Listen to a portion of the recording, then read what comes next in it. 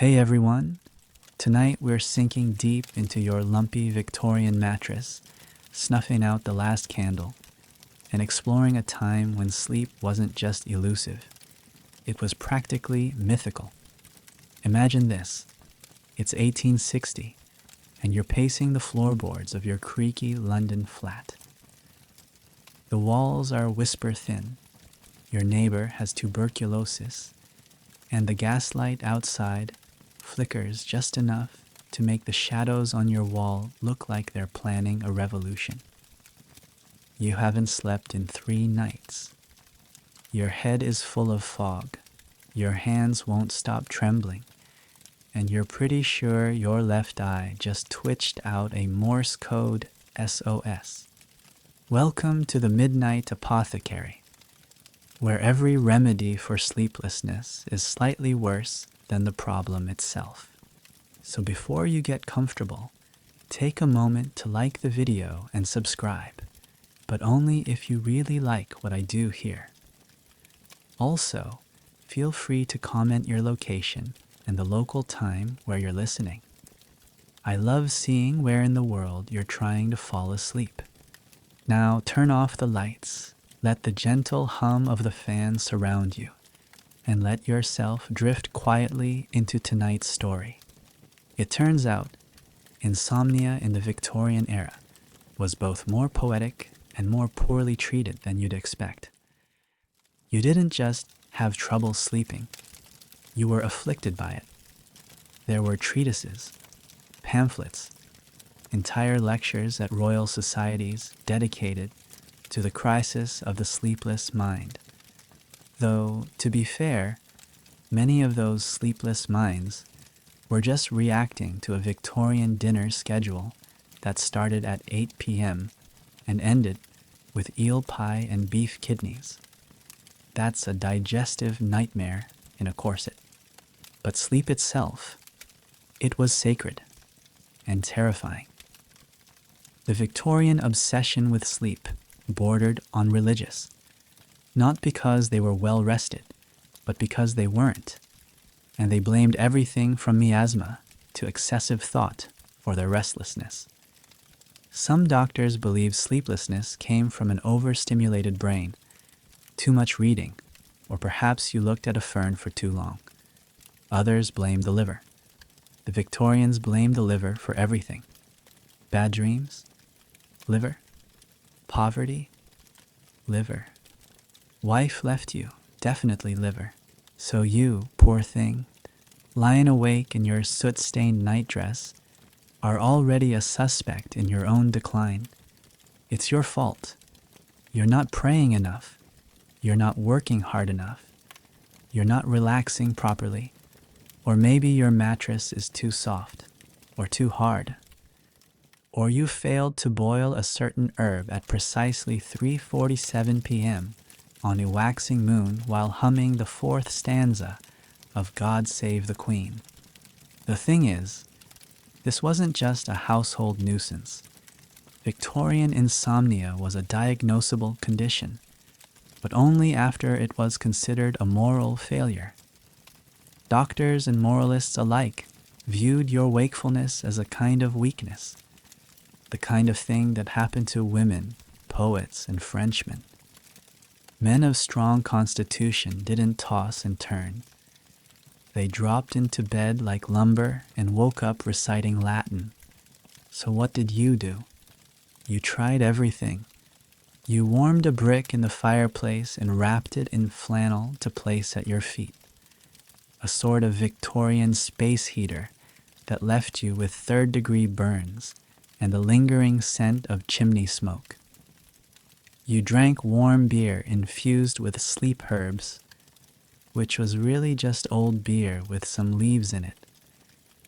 You held a Bible to your chest. You prayed. You cursed. You counted the rats in the rafters. You chewed valerian root, which smelled like something your cat dragged in and then refused to eat. And then, when you were really desperate, you went to the apothecary. Ah yes, the Victorian apothecary.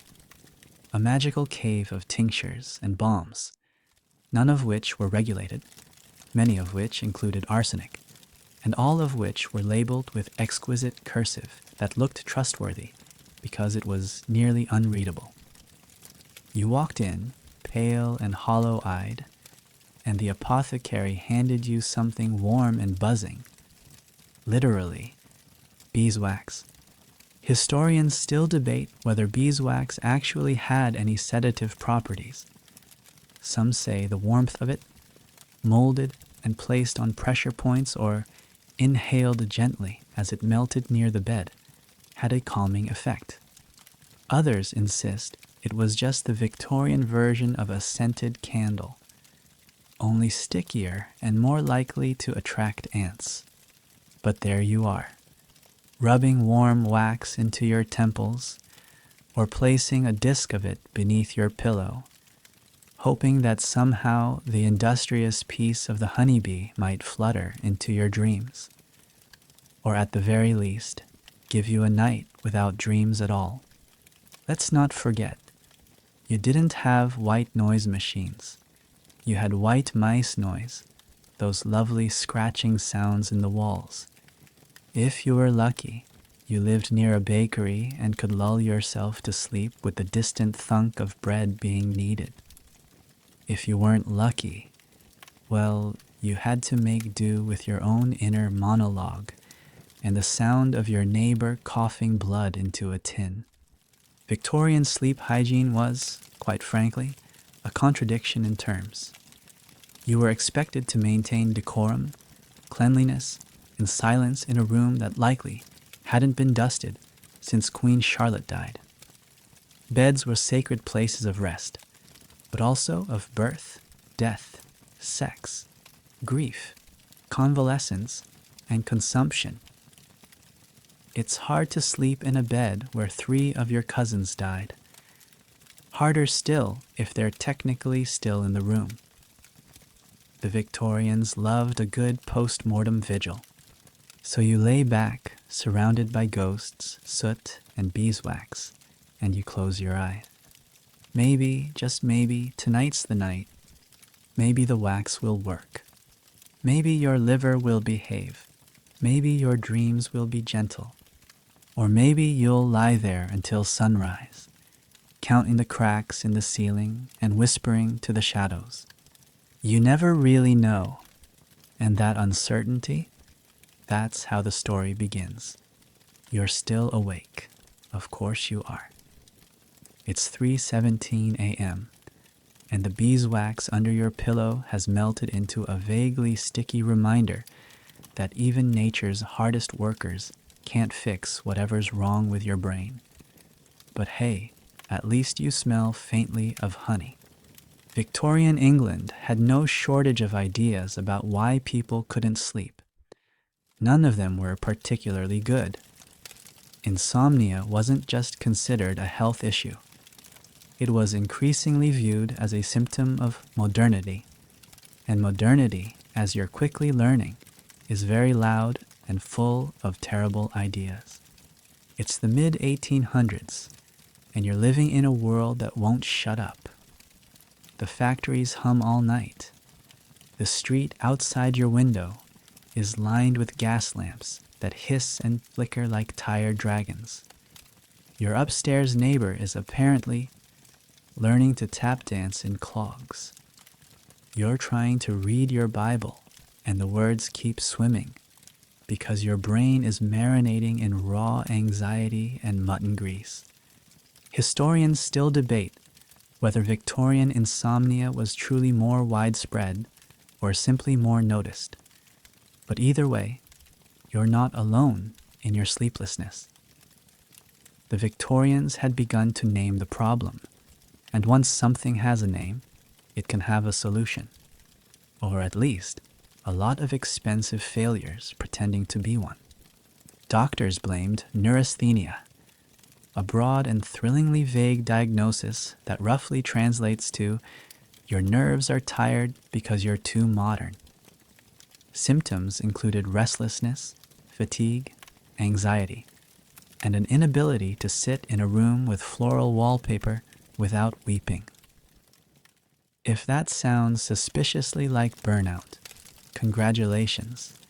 You've invented it 150 years too early. There were more creative theories too. One medical pamphlet blamed sleeplessness on a misalignment of celestial fluid with the lunar vapors.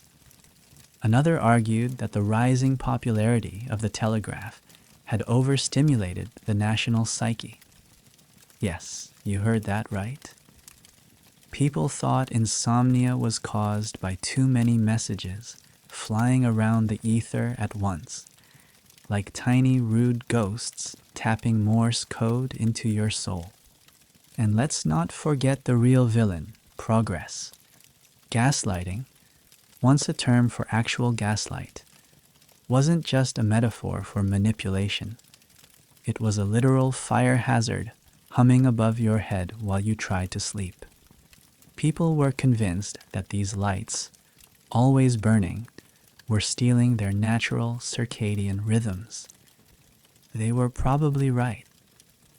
You, lying in your little room with a barely closed curtain and a lamp flickering like a nervous eyelid, can't help but agree. But it wasn't just technology that kept you awake. It was the guilt. Victorian culture had a knack for turning even the most human needs into a form of moral judgment. You didn't just fail to sleep, you failed at life. Insomnia was proof that you weren't disciplined enough, that you lacked purity, that perhaps you'd read too many novels, that you drank too much tea, or thought too hard about France. Mothers whispered it to their daughters. Husbands grunted it at their wives. Priests slipped it into sermons. He who rises with the sun shall prosper. He who lies abed at dawn shall surely meet bankruptcy and eternal damnation. Which is a long-winded way of saying, get over yourself and go to sleep. And so you tried. You tried warm baths, which were slightly less freezing than your bedroom. You soaked your feet in vinegar for reasons even Victorians didn't quite understand. You listened to the ticking of the mantel clock and tried to imagine it as a lullaby instead of a slow countdown to your own unraveling. You tried alcohol. Oh, did you try alcohol? One popular remedy involved a pint of warmed porter before bed, which had all the sleep-inducing power of punching yourself in the liver. Others preferred gin, sometimes with a raw egg whisked in. You drank it. You regretted it. You dreamed of chickens. Still awake? Then it's time for the heavy hitters. Hot milk, which, even in Victorian England, was code for, this probably won't work, but at least it's warm. You sipped it slowly, hands wrapped around a chipped ceramic mug, trying to imagine yourself somewhere cozy. Perhaps a farm, perhaps an opium den. More advanced thinkers try to shock themselves to sleep. Not emotionally, literally. Cold foot baths were wildly popular. You'd stand in ankle-deep freezing water for several minutes before bed, convinced it would pull the heat from your brain. What it mostly did was make you cry, quietly, into your nightgown. Then came the sleep chairs, which were like regular chairs, but more judgmental. Uncomfortable wooden contraptions designed to align the spine and drain restless energy. They worked by making you so physically miserable that horizontal seemed like a gift. One particularly poetic solution was to stare at a fire until your eye soul was soothed. The theory being that flickering flames would slow the mind. And to be fair, it kind of worked, if you didn't mind the occasional house fire. Victorians also experimented with clock listening therapy. You'd lie down and count the ticks, allowing the rhythm to lull you into unconsciousness. Unfortunately, this meant owning a clock, and for the lower classes, that often meant sharing one with a neighbor, which is how you found yourself pressed against the wall at 2:30 a.m., whispering, "Please tick louder, Margaret."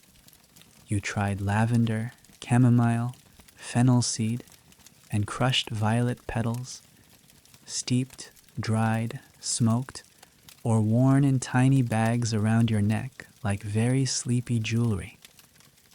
You stuffed them under your pillow. You ate them. You accidentally sneezed them into your bedmate's face. And still, you didn't sleep. Because maybe the problem wasn't the milk, or the bath, or the beeswax. Maybe the problem was that the world was changing faster than your nervous system could handle.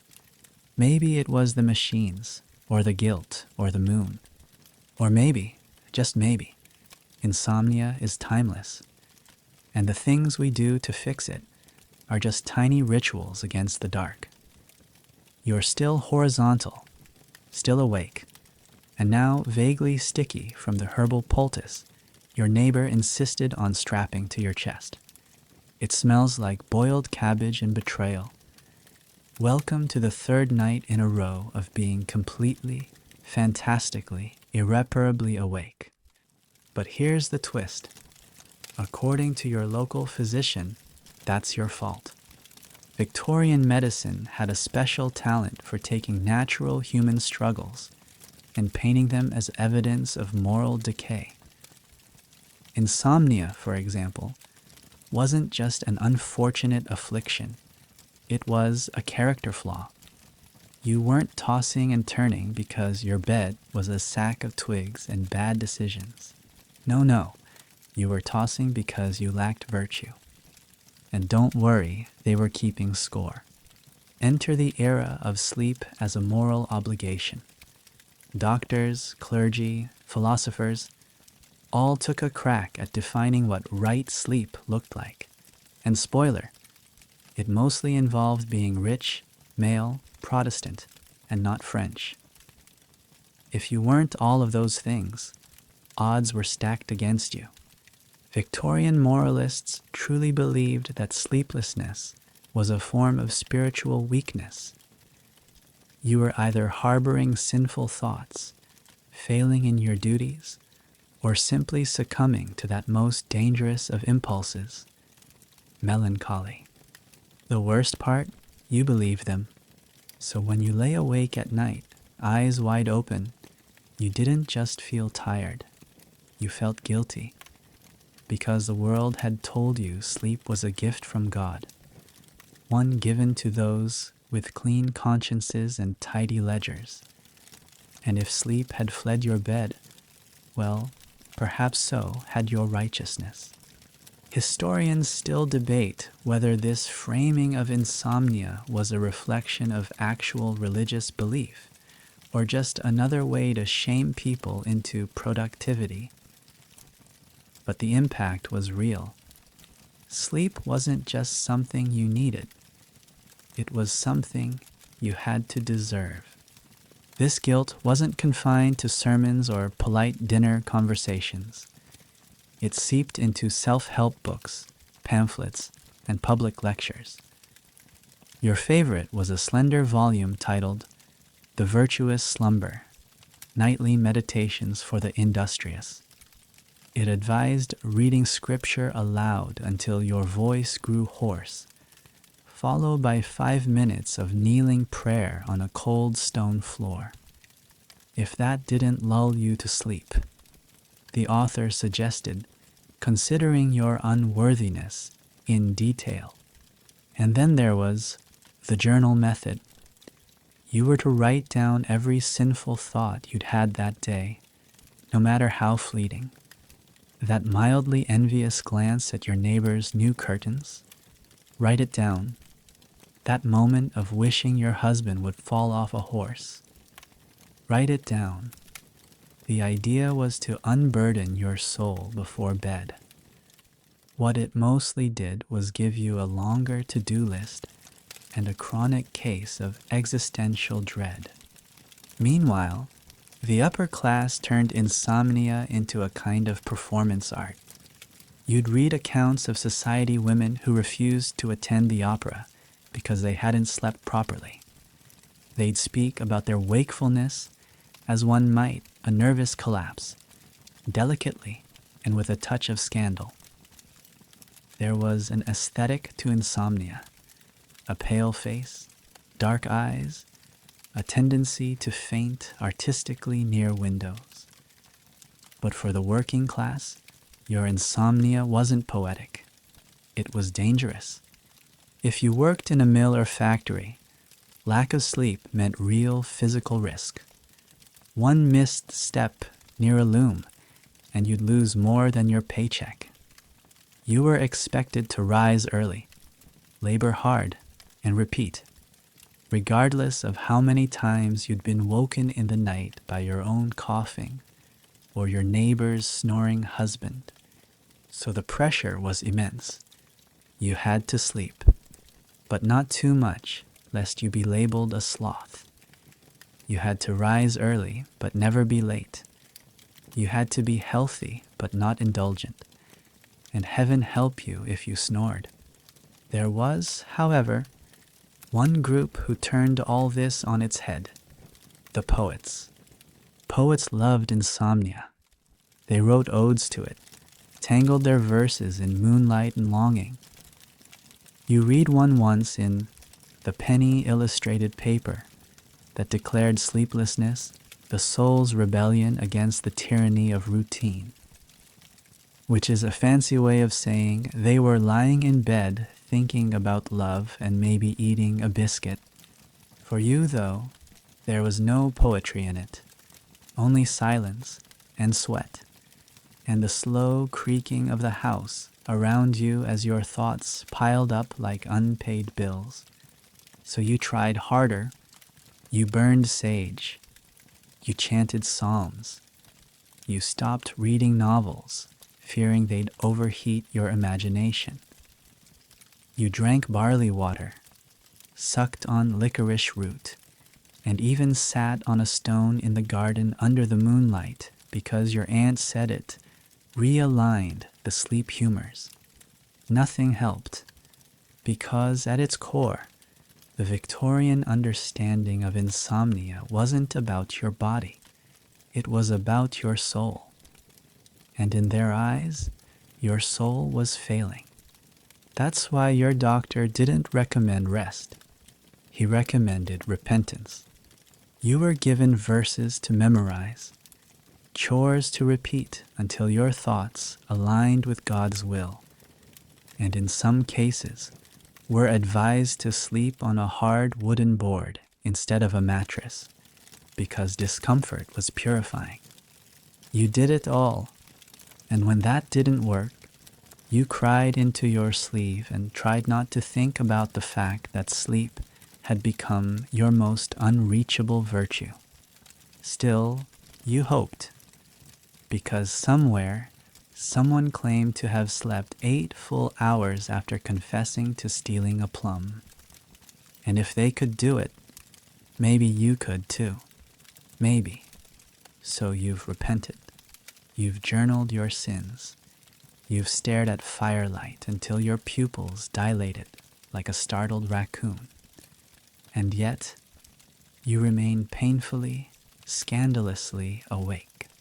At this point, you're ready to try anything that doesn't involve your minister or a Latin prayer.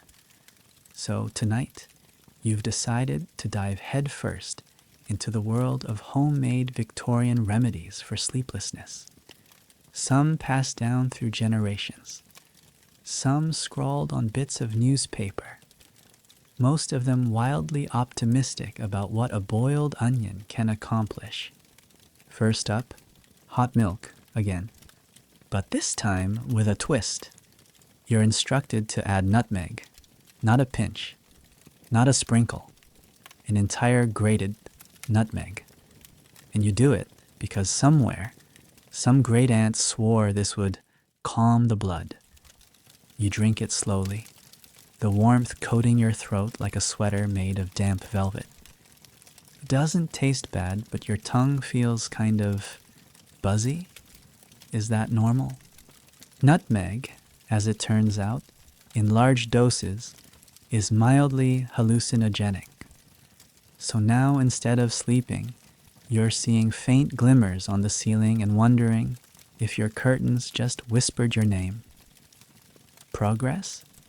Historians still debate whether Victorian households understood nutmeg's psychoactive properties, or if they were simply trying to drown you in spices until sleep became the more viable alternative to consciousness. Either way, it didn't work. So next, you turn to cold foot baths. You know this one. A small basin of icy water by the bed, meant to draw down the fires of the mind. You've done it before. It was awful then, and it's awful now. But tradition is tradition. You sit there, ankles submerged in liquid frostbite, while a candle sputters beside you like it's laughing. The theory was simple. Cold extremities, jbao cooled nerves. The result was even simpler. Wet socks and a level of rage you didn't know you possessed. Still awake? Time to escalate. You remember another trick. Salt pork poultices. Yes, you heard that right. Salted pork. Heated and wrapped in flannel, then laid across the chest like a strange, meaty hug. You do as instructed. It smells comforting, familiar, horrifying. Your dog starts whimpering. You lie back, bacon compressed, slowly cooling against your collarbone, and think about your life.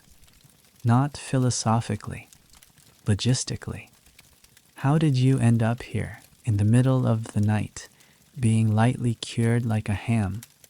You drift, almost. But then the itching starts. That's the trouble with home remedies. Nobody tells you what happens next. The hot milk makes your mouth feel like a velvet curtain. The foot bath numbed your toes into rebellion. The pork poultice gave you a rash and made you hungry. And now you're sitting bolt upright, scratching your chest, eyes burning from candle smoke, while somewhere in the walls, a rat sneezes. The Victorians didn't lack for remedies. They just lacked consistency. What worked for one person was poison to another. A common tip from Mrs. Beaton's household management recommended sleeping with a sprig of dried rosemary stitched into your bonnet. Another popular idea was tying a red ribbon around your wrist for calming circulation. Did it work? Absolutely not. But did it give your neighbors something to gossip about? Certainly. Then there is mustard plaster, a favorite among the brave and the deeply congested. Mix powdered mustard with flour, water, and prayers. Spread it on a cloth and press it against your chest until it begins to tingle. Then burn. Then scream. It was meant to stimulate blood flow and shock the body into balance.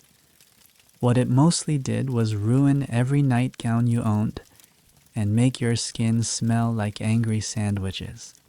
Still, you persisted, because sleep was the goal. And if it meant smelling like pickles and regret, then so be it. Some remedies weren't topical. They were behavioral. One popular suggestion was to avoid conversation after sunset, a rule created by someone who clearly hated joy. The idea was that stimulating the brain with words would keep it buzzing into the wee hours. So you sat in silence, you and your spouse, staring blankly at the fire like co-stars in a Victorian ghost play. Another piece of advice: don't sleep too close to books. Apparently, printed words emitted a kind of mental heat which could keep your thoughts spinning long after the candle was snuffed. That's how you found yourself relocating your bookshelf to the outhouse, just in case.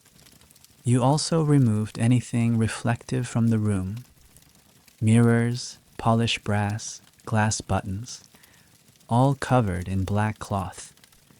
Reflections, it was believed, could trap spirits or confuse the body's sleep aura. It made your bedroom look like a funeral parlor run by bats. And still no sleep. Eventually, you find yourself trying the strangest trick of all: whistling very quietly into a jar. Supposedly, this trapped your restlessness inside the vessel, where it would ferment overnight. You were to cork it before sunrise and bury it under the front steps. You did. Your neighbors watched. They stopped making eye contact after that. At some point, maybe around 5 a.m., you fall asleep. Not because the remedy worked, but because exhaustion finally won. The bacon fell off your chest. The foot basin froze solid. Your dog is gently chewing your elbow. But for those few precious hours you rest. Victorian sleep science wasn't science.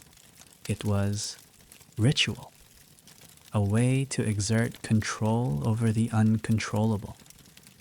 And though none of it made sense, and none of it really worked, it gave people something to do while they waited for their brains to stop shouting. And sometimes, that was enough. You've reached the stage of sleeplessness where the ticking of the clock has become your personal nemesis. It clicks, you twitch. It clicks again, and you wonder if time is mocking you. So tonight, you turn to something natural, something comforting, something bee-related, specifically beeswax. You're not entirely sure how bees entered the Victorian sleep conversation. Maybe it was their industriousness.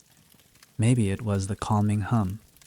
Maybe someone just fell asleep near a hive and thought, yes, that did the trick.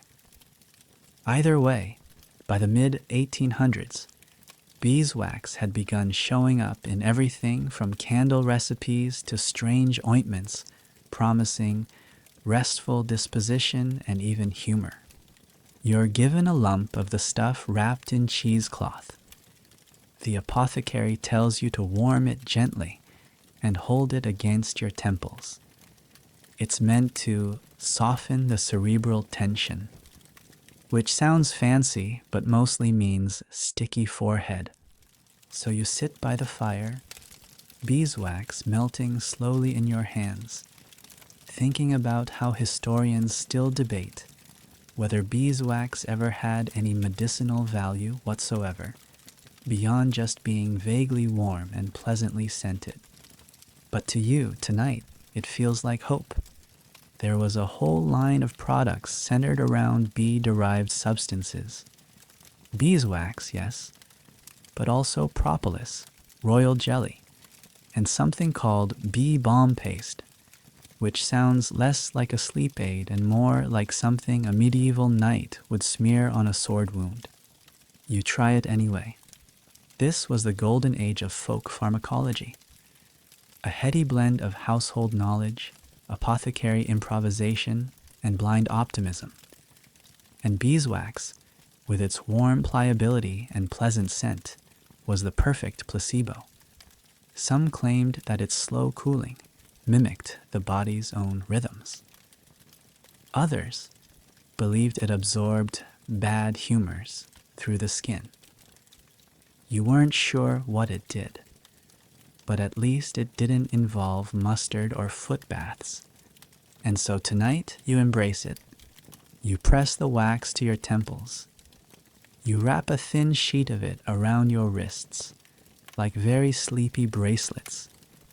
You even, on the recommendation of your widowed neighbor, Place a small beeswax candle stub under your pillow, unlit of course, because even in your exhaustion, you're not quite ready to burn down the house. The scent is gentle, the warmth is soothing. You lie back, and for one glorious moment, you feel like it's working. This was common in Victorian medicine. Not cures, but rituals. Things that made you feel like you were doing something, like you weren't entirely helpless against the night. Because insomnia wasn't just physical, it was deeply emotional. You'd lie in bed for hours, thoughts spinning like a haunted merry-go-round. You'd think about work, about children, about the war in Crimea, about whether you overboiled the cabbage at dinner, about death, about bees, about whether sleep had become a luxury only afforded to the morally upright and the spiritually neat. The wax begins to cool. You reach under the pillow to adjust the candle stub and end up knocking it onto the floor. It rolls, somewhere behind the dresser. Great. You stare at the ceiling. The plaster is cracked. Faint traces of soot from previous fires stain the upper corners. Somewhere far off, a dog barks. A cart rumbles past. And the beeswax bracelet on your wrist begins to feel a little too tight. Still awake? You're not alone. A famous 1858 medical journal tells the story of a woman who swore by beeswax infusions. She would steep thin curls of the stuff in hot water, drink the mixture before bed, and sleep without dreams, without movement, in the arms of silence. No one knows if it was the wax, the warmth, or simply the exhaustion from explaining the recipe to confused doctors. But the story spread. Soon, wax-based remedies popped up across England. Some made beeswax salves for the temples and neck. Others made wax earplugs, a gooey attempt at blocking out street noise. One particularly ambitious fellow molded an entire sleep mask from it. It did not go well. You imagine the wax melting overnight and fusing his eyebrows shut. The problem, of course, was that these treatments were based more on vibes than science. There were no controlled trials, no blind studies, just word of mouth and wishful thinking. And yet, somehow, this made them feel more personal. Like every failed attempt brought you closer to the one that would work. Like you were building your own sleep spell, one sticky ingredient at a time. So tonight, you add a new element, a beeswax foot wrap. You don't want to, but the pamphlet said it grounds the soul and silences the belly. Your belly hasn't said much today, but your soul? Loud. So you slather your feet in the warm, golden goo, wrap them in old muslin, and climb into bed like a glazed ham. The sensation is odd, but not terrible. You stare at the ceiling. You breathe deeply. You listen to the slow drip of the kitchen faucet and imagine it's the sound of honey falling from a comb. And for a moment you slip. Not quite sleep, but not fully awake either.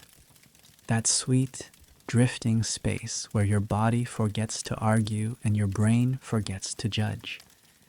Where the night wraps around you not like a blanket, but like a pause. Like a breath held in the lungs of time.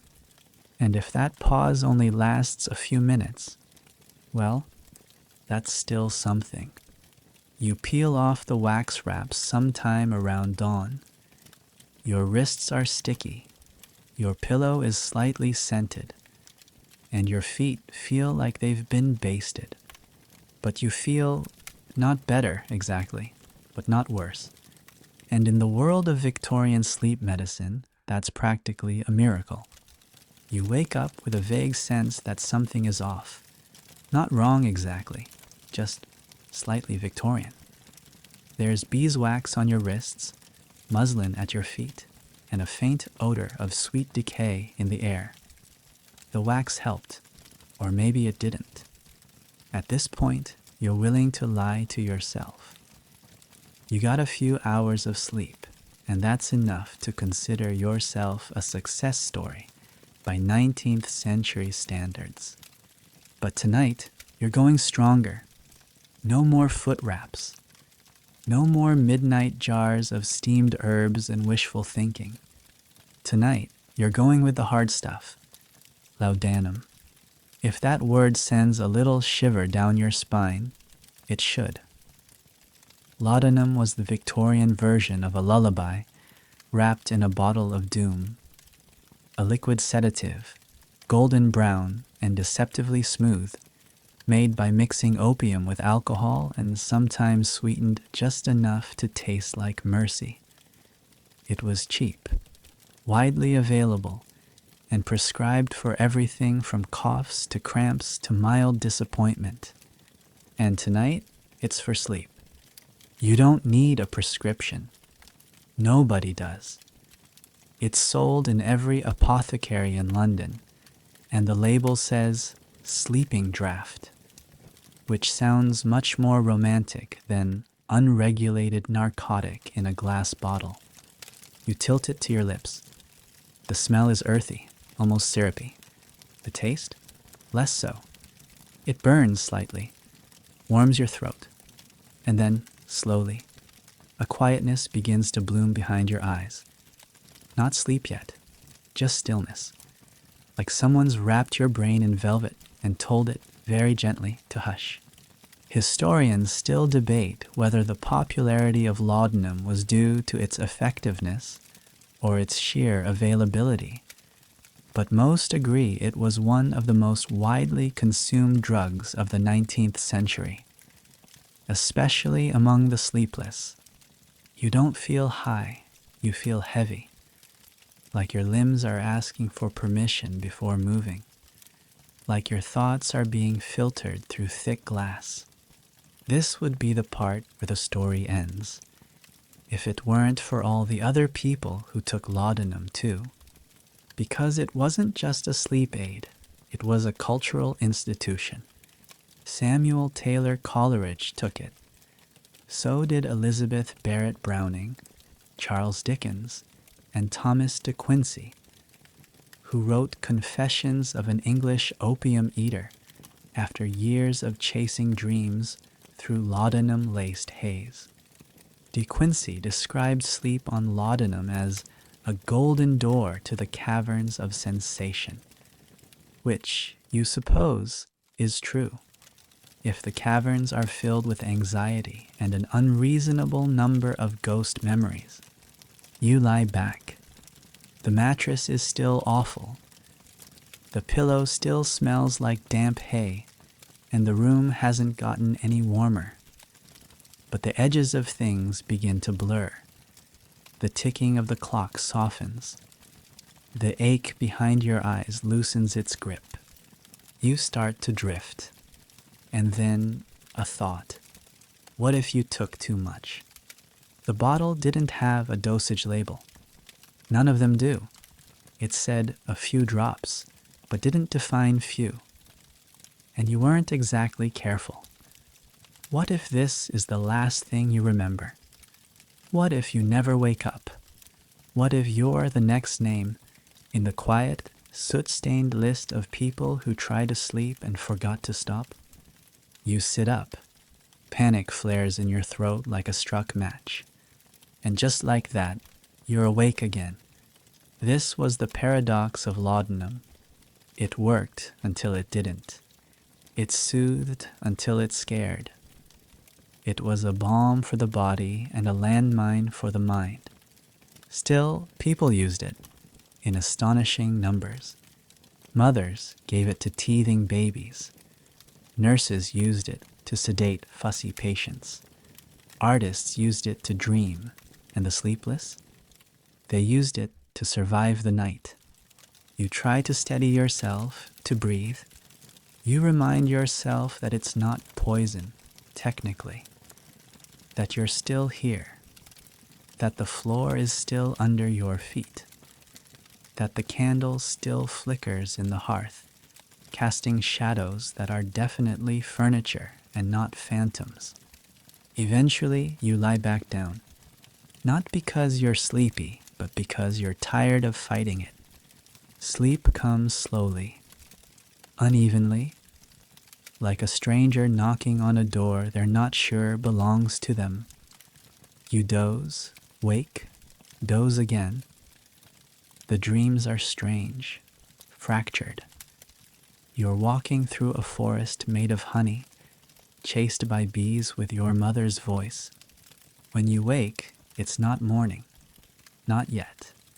Just the thin smear of light around the shutters and the taste of something bitter in your mouth. Laudanum worked, but it left a residue. Not on your skin, on yourself. A fuzziness behind your thoughts. A faint hum in your blood. Like you've been slightly misplaced. And still, the bottle sits on your shelf, because it might be the only thing that sometimes works. And sometimes, that's all you can ask for. Victorian sleep cures weren't about health. They were about hope. Hope that something, anything, could soften the night. That a little bottle, a warm wax wrap, a whispered prayer could make the darkness kind. And if it didn't, there was always tomorrow night. You'd think that once you've tried beeswax and laudanum, you've seen the worst the Victorian apothecary can throw at you. But no. The night's remedy comes courtesy of a widow down the road who claims her sleep returned only after ingesting something with an ominous name and a reputation that tiptoes into the Gothic. Belladonna. Also known as deadly nightshade. Also known as please don't try this at home, even if you're very sleepy. The woman who gives it to you has clear eyes and a shaky voice. She places the little bottle in your hand like it's a holy relic. Only 2 drops, she says. More than that, and you'll be awake forever. You're not sure whether she means in a metaphysical sense or a literal ghost sense. But you thank her, because you are desperate. You take the 2 drops with water, sitting near the fire. You feel nothing at first. Then a warmth in the back of your neck. A heaviness behind the eyes. Then, everything starts to look larger. Your pupils widen. The room dims even as the candle still burns. Your fingertips tingle. It's not sleep, but a sensation close to it, like you're being slept on by the atmosphere. And here's the part the widow didn't mention. Belladonna is hallucinogenic. Historians still debate whether Victorian use of belladonna was knowingly psychotropic or simply desperate guesswork. Whatever the case, people took it for migraines, for menstrual cramps, and yes, for sleeplessness. You lie back. You feel floaty, weightless. Your bed is a raft in a foggy ocean, and your mind is slipping out to sea. You don't dream exactly. You experience visions. A lace handkerchief floating through a field. A voice reciting the alphabet backward in Latin. A swarm of bees forming the shape of your father's face. You're calm about it, which is somehow worse. Belladonna means beautiful woman in Italian, a name supposedly inspired by its use in cosmetics. Some women used tiny amounts to dilate their pupils, giving them a doe-eyed appearance. The irony is not lost on you as you stare at the ceiling, wide-eyed and unblinking, like a very sleepy deer in the gaslight. The visions ebb and flow. A shadow flits across the room. You turn to look and realize it was your own. For a moment, you think you've died. Then the cat jumps on the bed and you remember you don't own a cat. You sit up. This is not sleep. This is theatrical darkness.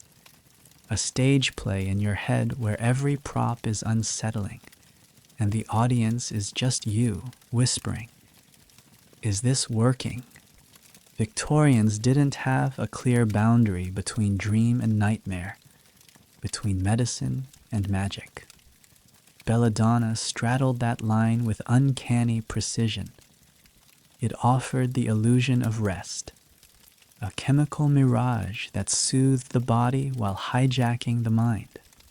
But it was also beautiful. Your skin tingles. Your thoughts drift in soft spirals. You feel poetic, tragic, lightly cursed, like a side character in a Bronte novel doomed to wander the moors until someone writes a better ending. And when the candle finally gutters out, you don't even notice. You're lying in the dark, unsure whether your eyes are open or closed, unsure whether the sheets are covering you or gently suffocating you. You don't sleep. Not really. But the night passes. And somehow that feels like progress. When you wake, if you can call it that, your mouth is dry. Your eyes are wide. Your head is filled with cotton and the distant echo of a violin that may or may not have ever existed. The bottle sits beside you, half empty. You cap it quickly. Lock it in a drawer. Tell yourself you won't use it again. You probably will. That's the truth about these Victorian remedies. They weren't cures. They were bargains. A trade. A risk. A gamble you made against the night, hoping that this time the cost wouldn't be too high. And it wasn't just belladonna. There were other dark allies. Mandrake root, henbane, datura, each with a rich history and a terrifying resume, each promising the kind of sleep that might never end or might never begin. But for now, you've survived the night, eyes a bit wider, heart a bit louder, but still here, still searching, still hoping the next remedy is the one that gently, finally carries you off. You've drawn the curtains. You've locked the belladonna away.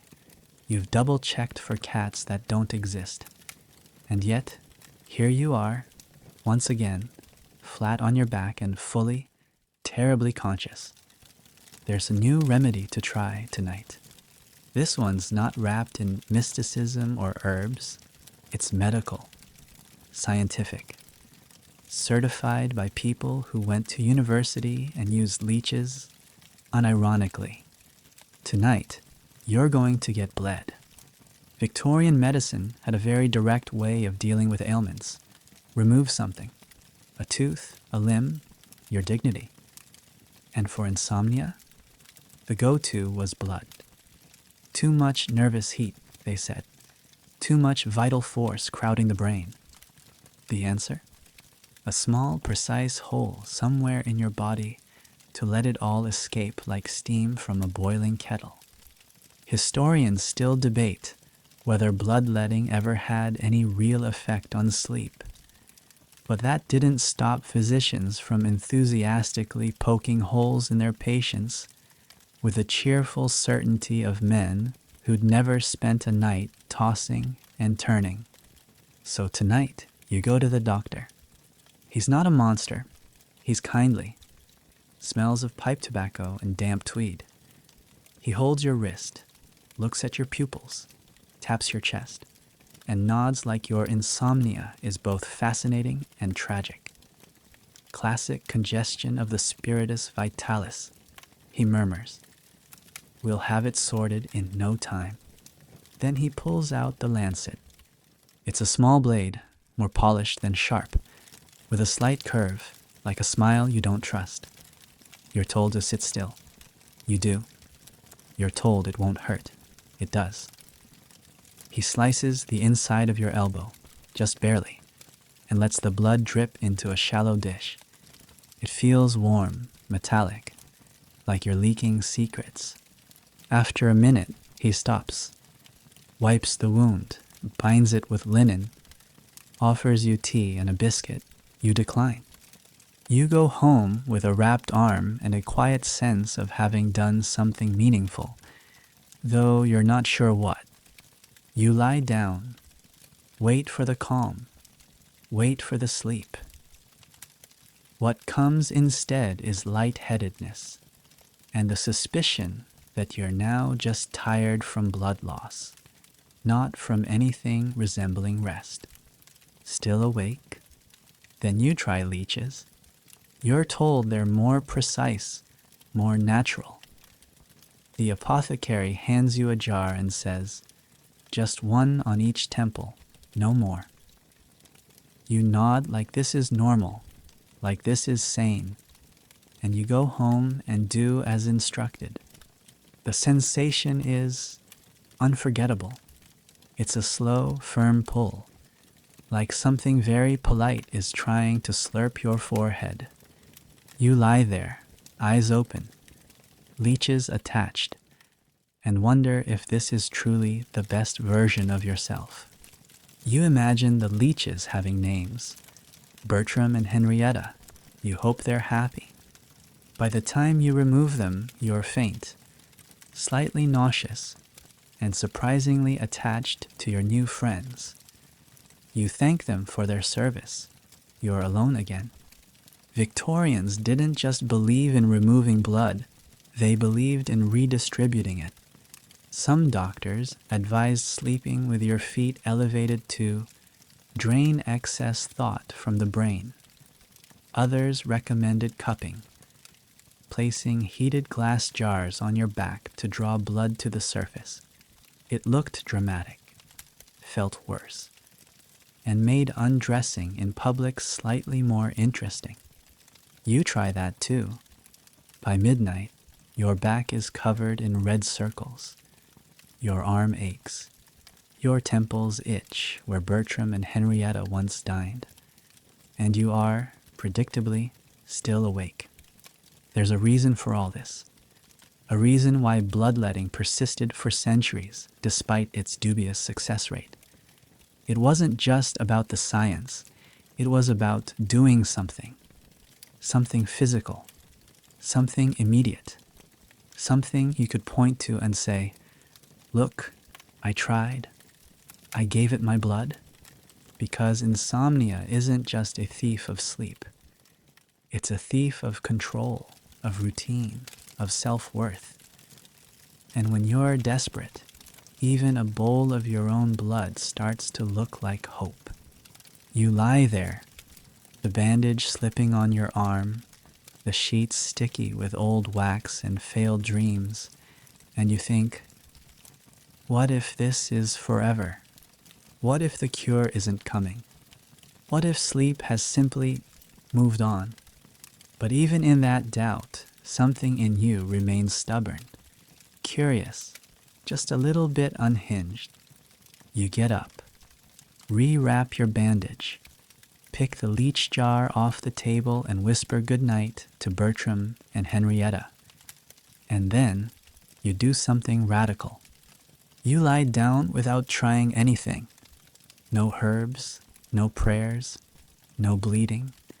Just you and the dark and the faint hope that maybe your body remembers how to rest without being coaxed, drugged, or drained. You don't sleep, but you stop fighting it. And for one breathless hour, you rest. You've stopped bleeding. That's the good news. The bad news is you're still awake, and your pillow smells faintly of old leech. The linen bandage on your elbow has stiffened, and your temples are tender from last night's guest stars, Bertram and Henrietta. No more bloodletting, you promise yourself. No more sharp things. No more blood bowls on the nightstand.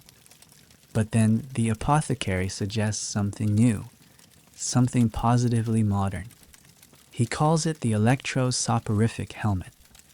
You blink. Yes, you heard him right.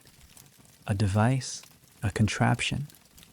A metal cap you wear while trying to sleep that delivers gentle, magnetic encouragements to the brain. You ask if it's safe. He shrugs and says it's galvanic, which, apparently, is supposed to be comforting.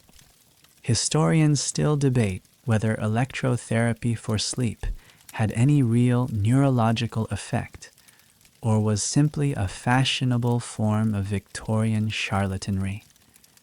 But for you, at this point, even a fashionable lie sounds better than another hour of ceiling staring. So you rent the helmet. It arrives in a box that smells like iron, rubber, and crushed hope. The instruction pamphlet is 20 pages long and contains multiple references to the sleeping meridians, which don't seem to be located anywhere on your actual body. Still, you persist. The helmet is heavy. Brass mostly, with a few suspiciously frayed wires and a little knob labeled Tranquility. You don't know what setting it's on, but you're already feeling slightly electrocuted by the aesthetic alone. You strap it on. There's a buzzing, soft at first, then louder. Like bees, if the bees had tiny jetpacks. You lie back. You feel nothing at first. Then a slight tingling. Then, inexplicably, you smell toast. The pamphlet says this is normal. Your thoughts start to slow, not in a sleepy way, but in a what is my brain doing right now kind of way. You try to recall the alphabet and get stuck at G. You wonder briefly if this is what peace feels like, or if you've just cooked your temporal lobe. Victorians were obsessed with electrotherapy, from full-body shock baths to handheld galvanic wands. They believed electricity could fix almost anything: baldness, hysteria, and yes, insomnia. There were advertisements in every medical journal. Shock yourself to sleep. Tired brains, awaken refreshed. One even claimed to realign your soul's polarity. You are 87% sure your soul is currently aligned with a toaster. And yet, something happens. The buzz fades. Your breathing evens. You drift. Not into sleep exactly, but into a state best described as light, mental hovercraft. You are neither awake nor asleep. You are floating just above your own thoughts, which are now very slow and very kind. You are an overcooked potato on a cloud. It's almost nice, until the spark, a pop, a whiff of burnt hair, and the helmet gives one final jolt, as if to say, that's enough now. You yank it off. Your eyebrows feel suspiciously warm. Your hair smells like betrayal. Still awake? Of course, but now with a mild headache and a newfound appreciation for insulation. The next day, you return the helmet. The apothecary says you aren't the first. He shows you a guest book of reviews. One person wrote, "Felt like an angel was gently slapping my thoughts." Another simply wrote, "Crispy." Despite the failure, you're not alone. People tried all sorts of electric sleep cures. One device wrapped the legs in copper coils and claimed to draw down the lightning of the soul. Another involved placing a static charge sponge under the pillow which sounds less like medicine and more like a very specific kind of dare. There were even sleep belts, wired around the chest and connected to a hand crank. You were supposed to crank it before bed and then lie perfectly still while your ribs hummed with magnetic renewal. No one who tried it reported success. Several reported bruising. You're beginning to understand something vital about Victorian medicine. Hope was a product. Hope in a bottle. Hope in a belt. Hope in a helmet. Sleep wasn't guaranteed, but the possibility of sleep. That sold very well. You climb into bed. Sans helmet. Sans leeches. Just you, a blanket, and a head slightly singed by science. You close your eyes. Try to breathe. Try not to think about the smell of toast. And though you don't sleep, you don't panic either. Because now you know you've tried everything. And in a world where nothing works, that counts as a kind of peace.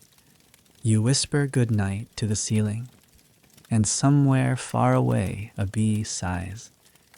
The helmet is gone. The leeches have been retired. You're lying in bed with what you hope is your original brain configuration still intact, and tonight you're trying something radical. You're going to sleep in your own bed, just normally. No buzzing, no bleeding, no bees. And it is terrible. Let's take a quick tour, shall we? The mattress is essentially a large sack of horsehair, which feels exactly as inviting as it sounds. The Victorian version of comfort involved stuffing a linen cover with whatever was available: horsehair, straw, wool, or in poorer homes, dried leaves. It crackles when you move, pokes you when you're still, and smells like something that once had a name and now only has regrets. Then there's the bed frame, wooden, creaky, slightly tilted toward the window. Not on purpose, it just hasn't been level since the great chimney collapse of '57. Every time you shift your weight, it groans like an old man with knee problems. The pillows are filled with feather clumps that migrate to opposite corners in the night, leaving your head to rest on the empty void in between. And the blanket, heavy, damp. It's like being lovingly smothered by a disappointed relative. But wait, there's more. Your room is cold. There's no insulation. The walls are made of wood, mortar, and wishful thinking. You're sleeping beside a window that might as well be a hole in the sky, and every breeze that slips through carries a bit of the outside world with it: dust, soot, and the sharp scent of horse manure. You try to start a fire in the hearth, but the chimney is clogged again. So instead of warmth, your room fills with smoke. Victorian homes didn't have carbon monoxide detectors. They had canaries, and yours died last week. You open the window slightly to clear the air, which lets in even more cold. So now you're breathing and shivering in tandem. You consider lying on the floor, but it's stone. You'd rather sleep on a bed of regrets, which, coincidentally, is what your mattress already is. Still, you lie back. You try to pretend it's comfortable. It isn't. Historians still debate whether working-class Victorians ever truly slept in the modern sense, or simply passed out from sheer exhaustion. Between the terrible beds, constant noise, and chronic undernourishment, sleep was less an experience and more of a brief biological pause. And let's not forget noise. Your neighbor snores. Through the wall. through two walls, somehow from above, despite living below you. There's a stray dog barking outside. You've never seen it, but you've named it Henry. Henry has opinions, loud ones, and the street sweeper is back, not sweeping, just yelling at a lamppost. Even the house is against you. The rafters creak, the plaster flakes. The wind gets caught in the chimney like a ghost trying to whistle. You pull the blanket tighter and feel a squish, something damp. You don't ask questions. The truth is, Victorian sleeping conditions were hostile by default. Bedrooms were shared. Beds were shared. If you were lucky, you got your own bed. If you were average, you shared it with a sibling. If you were poor, you shared it with three. There are reports from 19th century workhouses of 6 people to a bed. They slept in shifts.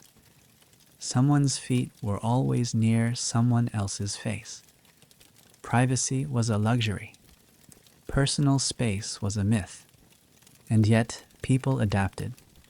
They found comfort in routine, in habits, in rituals, even ridiculous ones.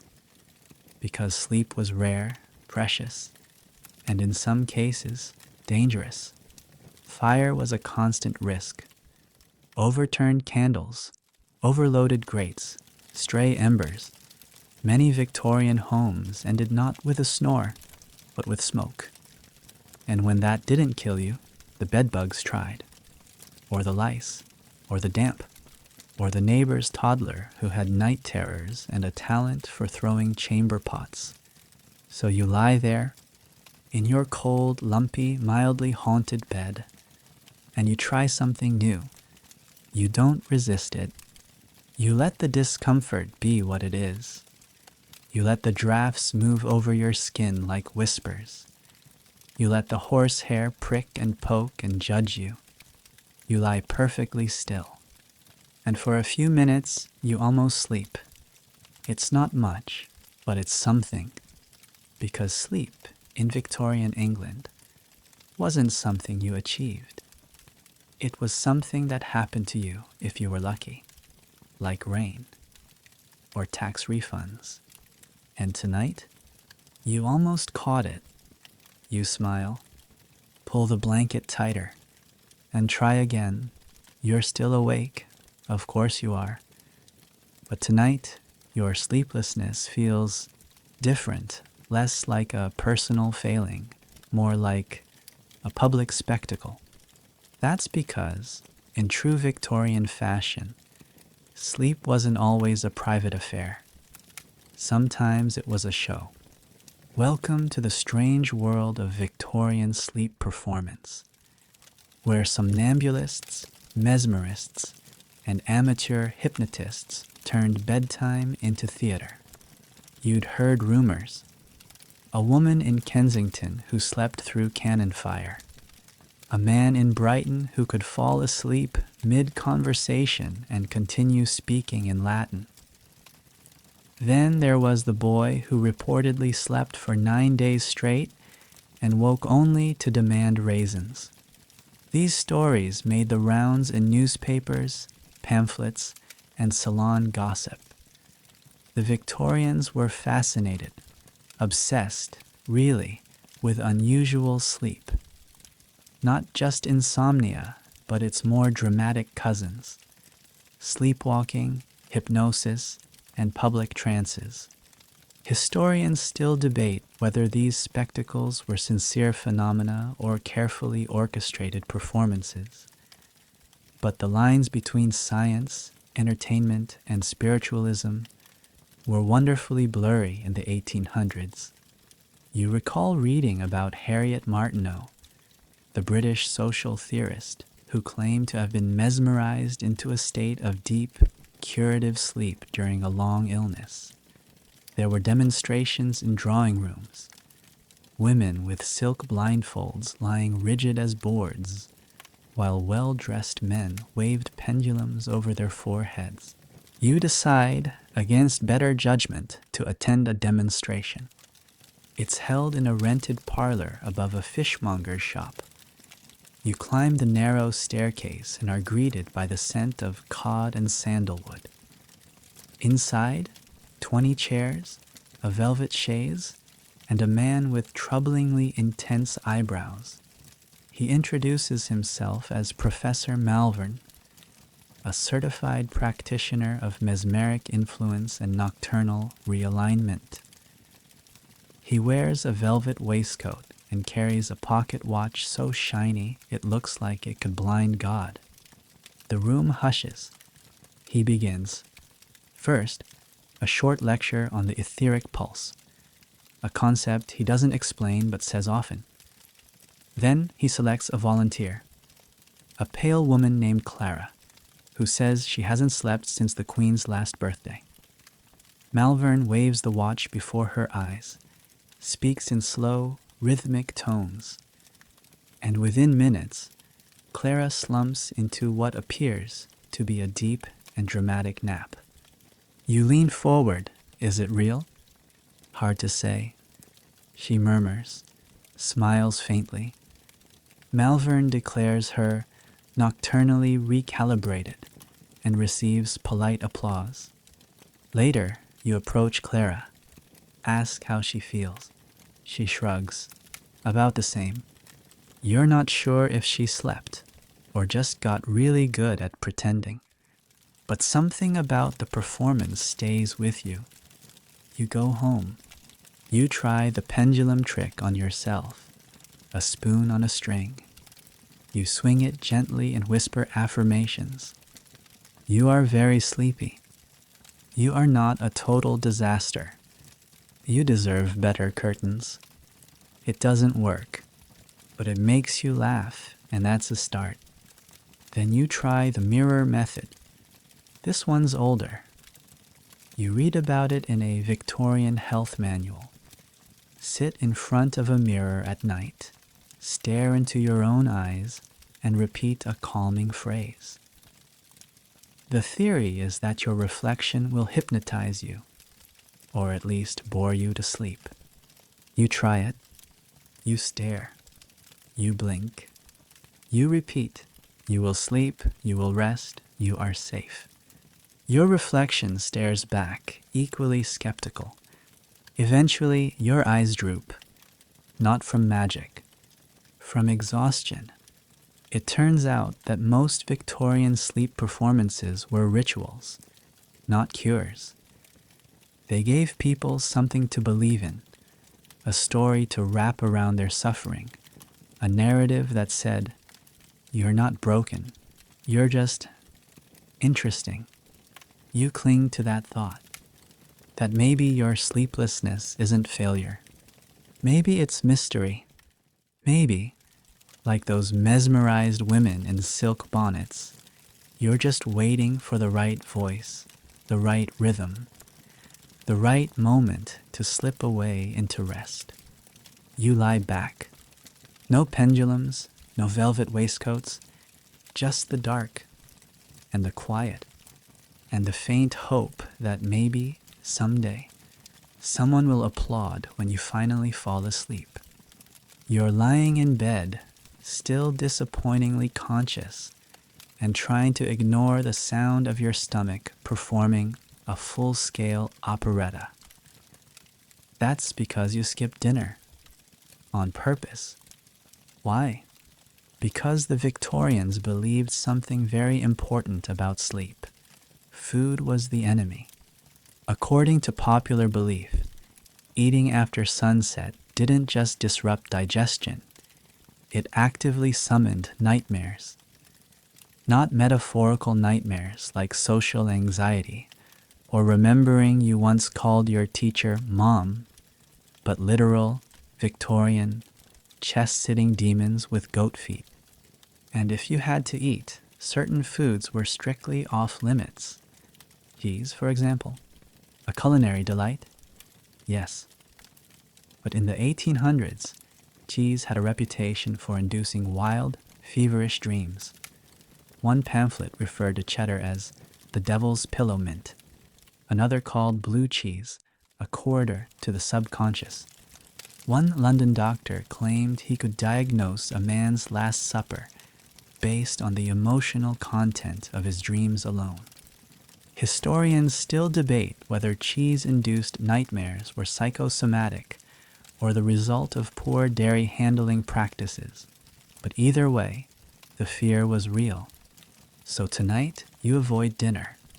No warm pie, no crusty bread, no post-dinner pickled beetroot.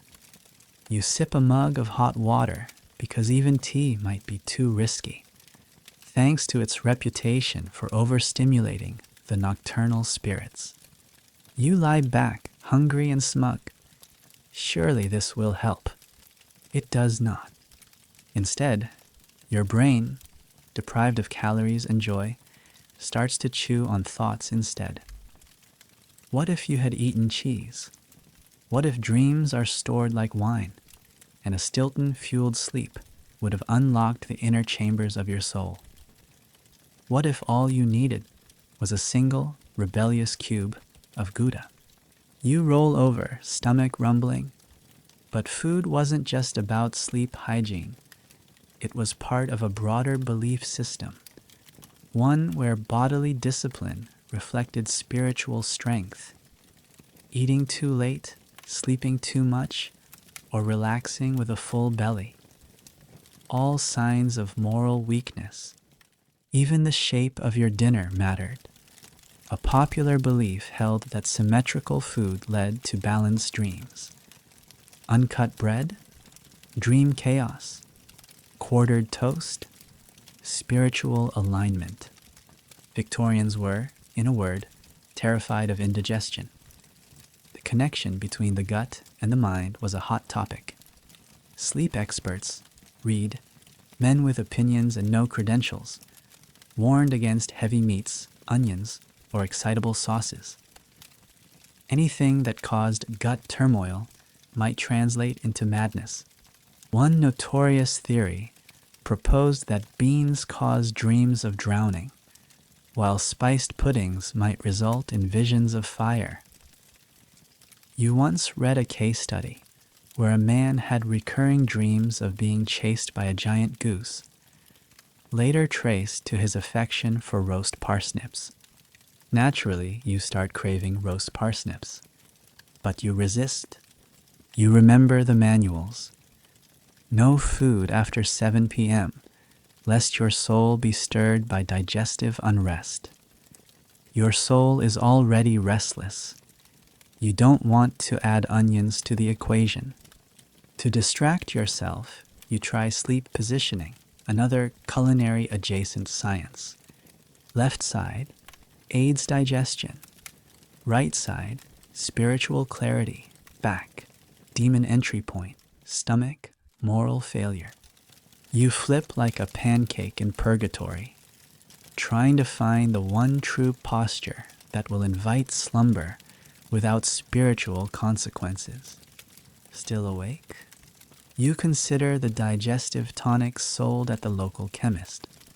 There's Night's Peace, a syrup made from chalk, mint, and something labeled soothing powder. You don't trust the powder. Then there's Dr. Newbold's anti-belch elixir, which claims to banish both gas and gloom. It smells like vinegar and sorrow. You go with chamomile. Just chamomile. You steep it. You sip it. You wait. Your stomach quiets slightly. You settle into bed. And you remember. Some Victorians believed that dreams were predictive. What you ate determined your visions, and your visions predicted your fate. So perhaps it's better this way. Perhaps hunger will bring you quiet dreams, or no dreams, or, ideally, sleep. You close your eyes. You imagine a dinner that doesn't curse you, a slice of bread that doesn't whisper ominous Latin phrases into your subconscious. a chunk of cheese that simply tastes nice and stays out of your REM cycle. You drift. Not because you're comfortable, not because you're full, but because you're too tired to be hungry anymore.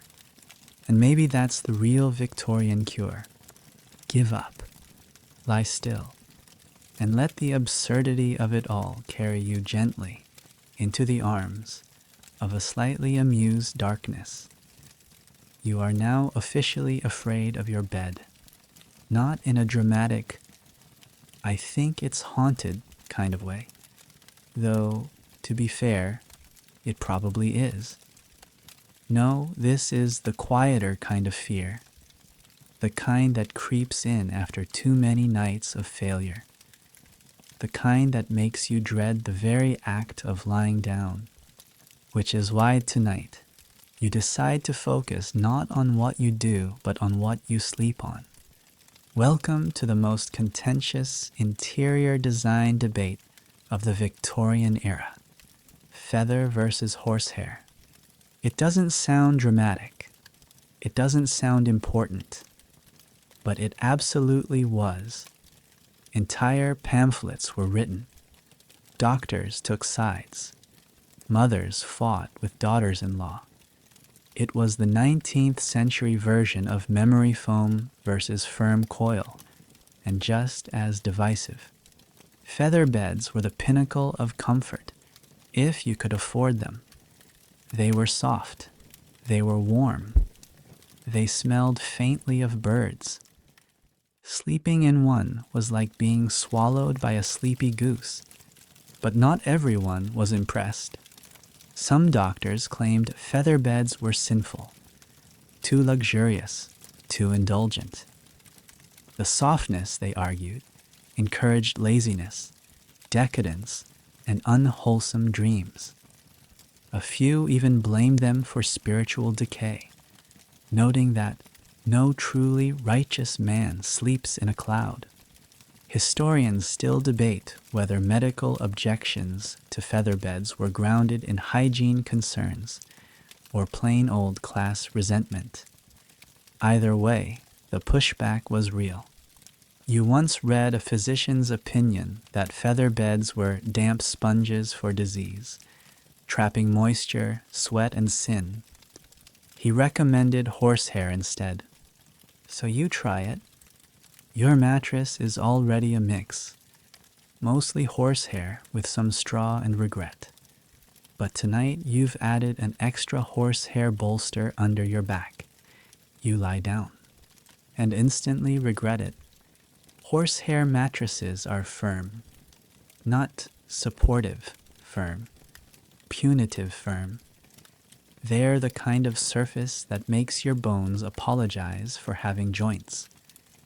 The kind that leaves dents in your skin shaped like every mistake you've ever made. Still, there's something appealing about its honesty. It doesn't pretend to be soft. It doesn't lure you into a false sense of comfort. It just says, lie here, deal with it. You do, for about 8 minutes. Then you shift, which makes the bed sprawling like an angry cello. You try adding another blanket. It helps, slightly. But now you're sweating. You strip down to your nightshirt and roll to the side, carefully, so as not to disturb the mattress's ecosystem. You're pretty sure a whole family of silverfish lives in there. And yet, this is what most Victorians slept on. Feather beds were rare, reserved for the wealthy or those who inherited one from a soft-spined aunt. The rest of society dealt with straw, wool, or horsehair, and they were expected to be grateful for it. You remember reading about how workhouse inmates were sometimes punished by being made to sleep directly on the floor, because even a thin sack of straw was considered a privilege. There's something deeply humbling about that, about lying here, uncomfortable but safe, awake but housed. You start to feel a strange sense of solidarity with the people of the past. They didn't sleep well either.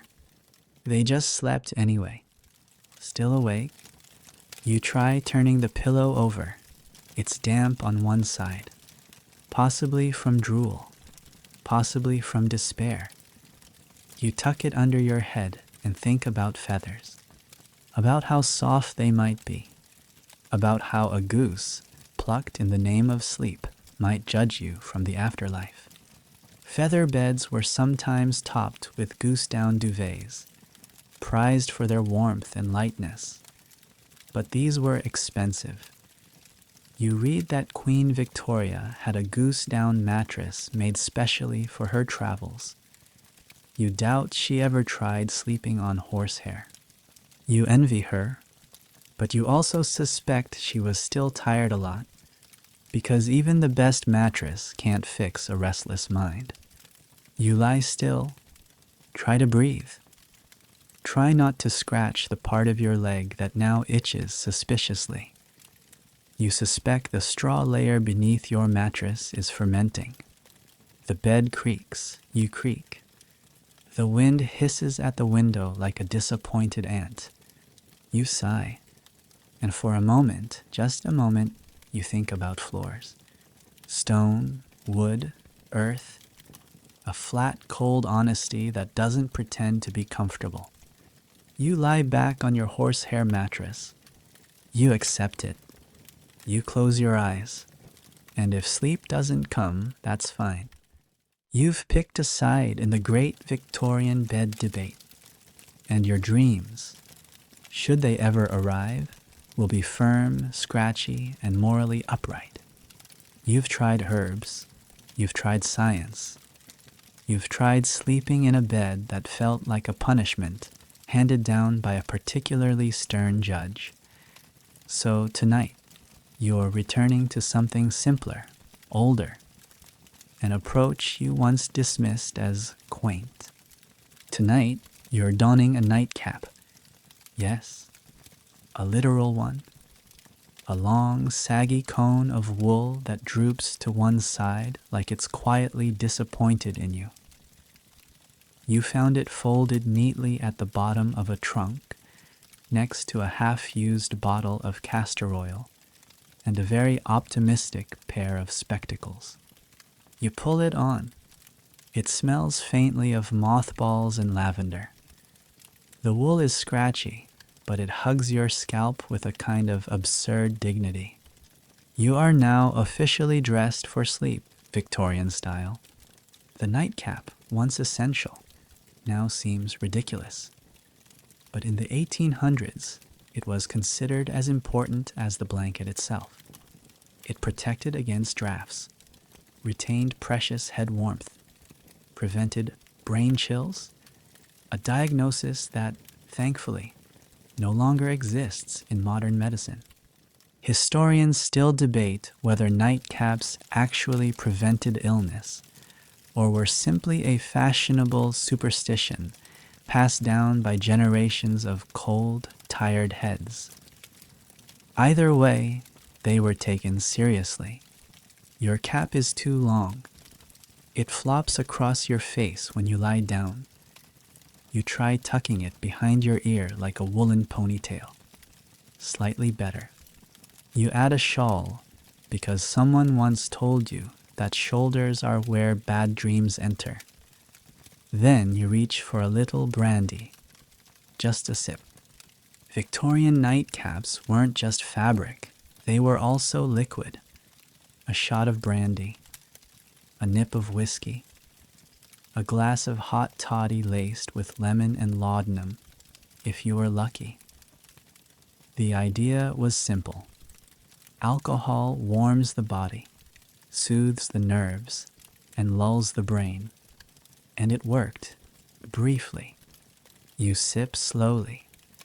Let the warmth spread through your chest. Let it settle in your stomach like a sleepy coal. You feel hopeful, but you've done this before, and you remember the downsides, the tossing, the overheating. the headache that blooms at dawn like a vengeful flower.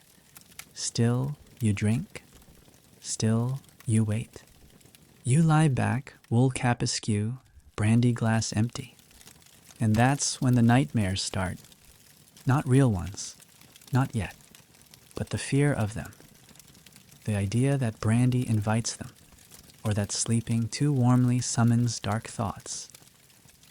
You read once that overheating the head during sleep led to phantasmagoric episodes, where one's spirit traveled too far from the body and forgot the way back.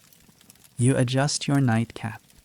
You whisper a prayer, not to God, but to your own subconscious. Please be kind. The wind picks up outside. Something creaks. You lie very still. Nightmares weren't just dreams in Victorian England. They were omens, warnings, punishments. They were catalogued like weather events, analyzed for symbols, and blamed on everything from indigestion to demonic visitation. One clergyman wrote an entire treatise on the moral implications of dreaming of ducks. Another warned that dreaming of falling indicated you were spiritually unanchored. Dreaming of climbing meant you were prideful. Dreaming of swimming meant you needed to bathe more often. You once dreamed of a lemon screaming in French.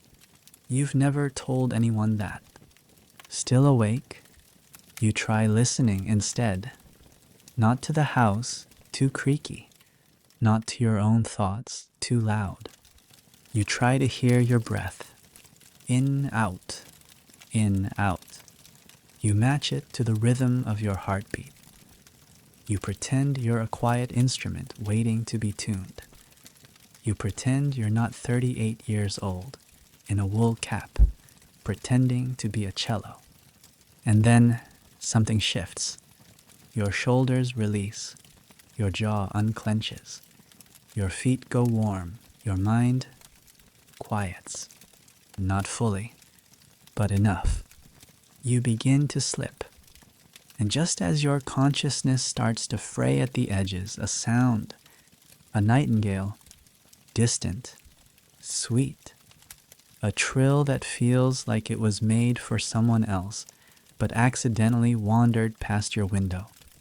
You open your eyes, just barely. You smile.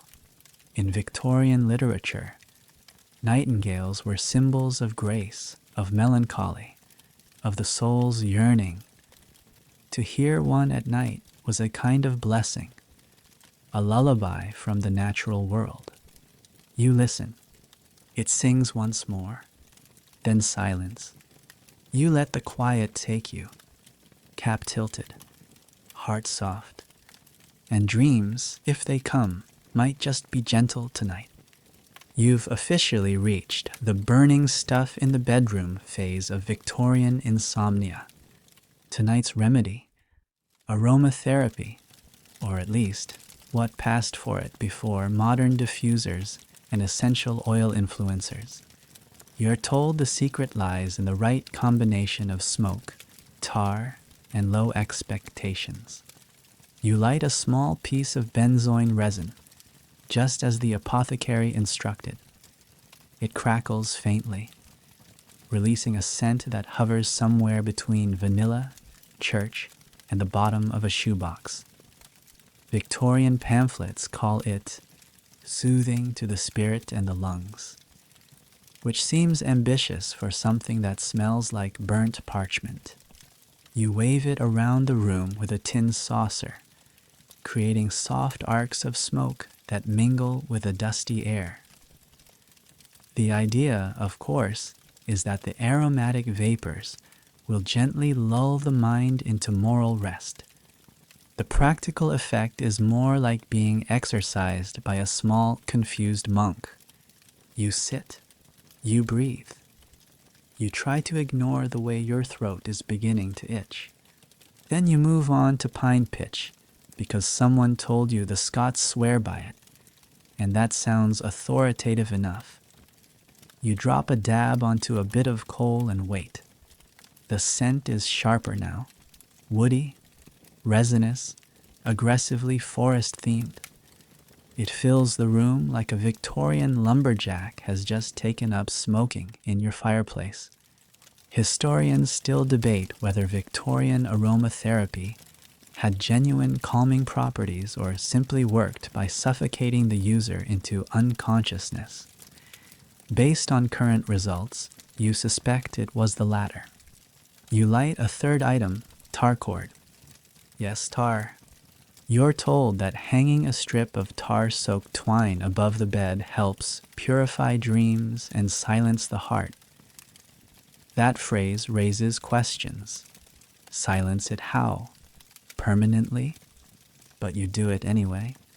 Your room now smells like a cross between a shipyard, a monastery, and the inside of a very earnest thrift store. The walls seem closer, the air thicker. You feel sleepy, not in a restful way, but in a should I open a window before I pass out way. You crack the window. Cold air rushes in, slicing through the fog of melted sap and spiritual desperation.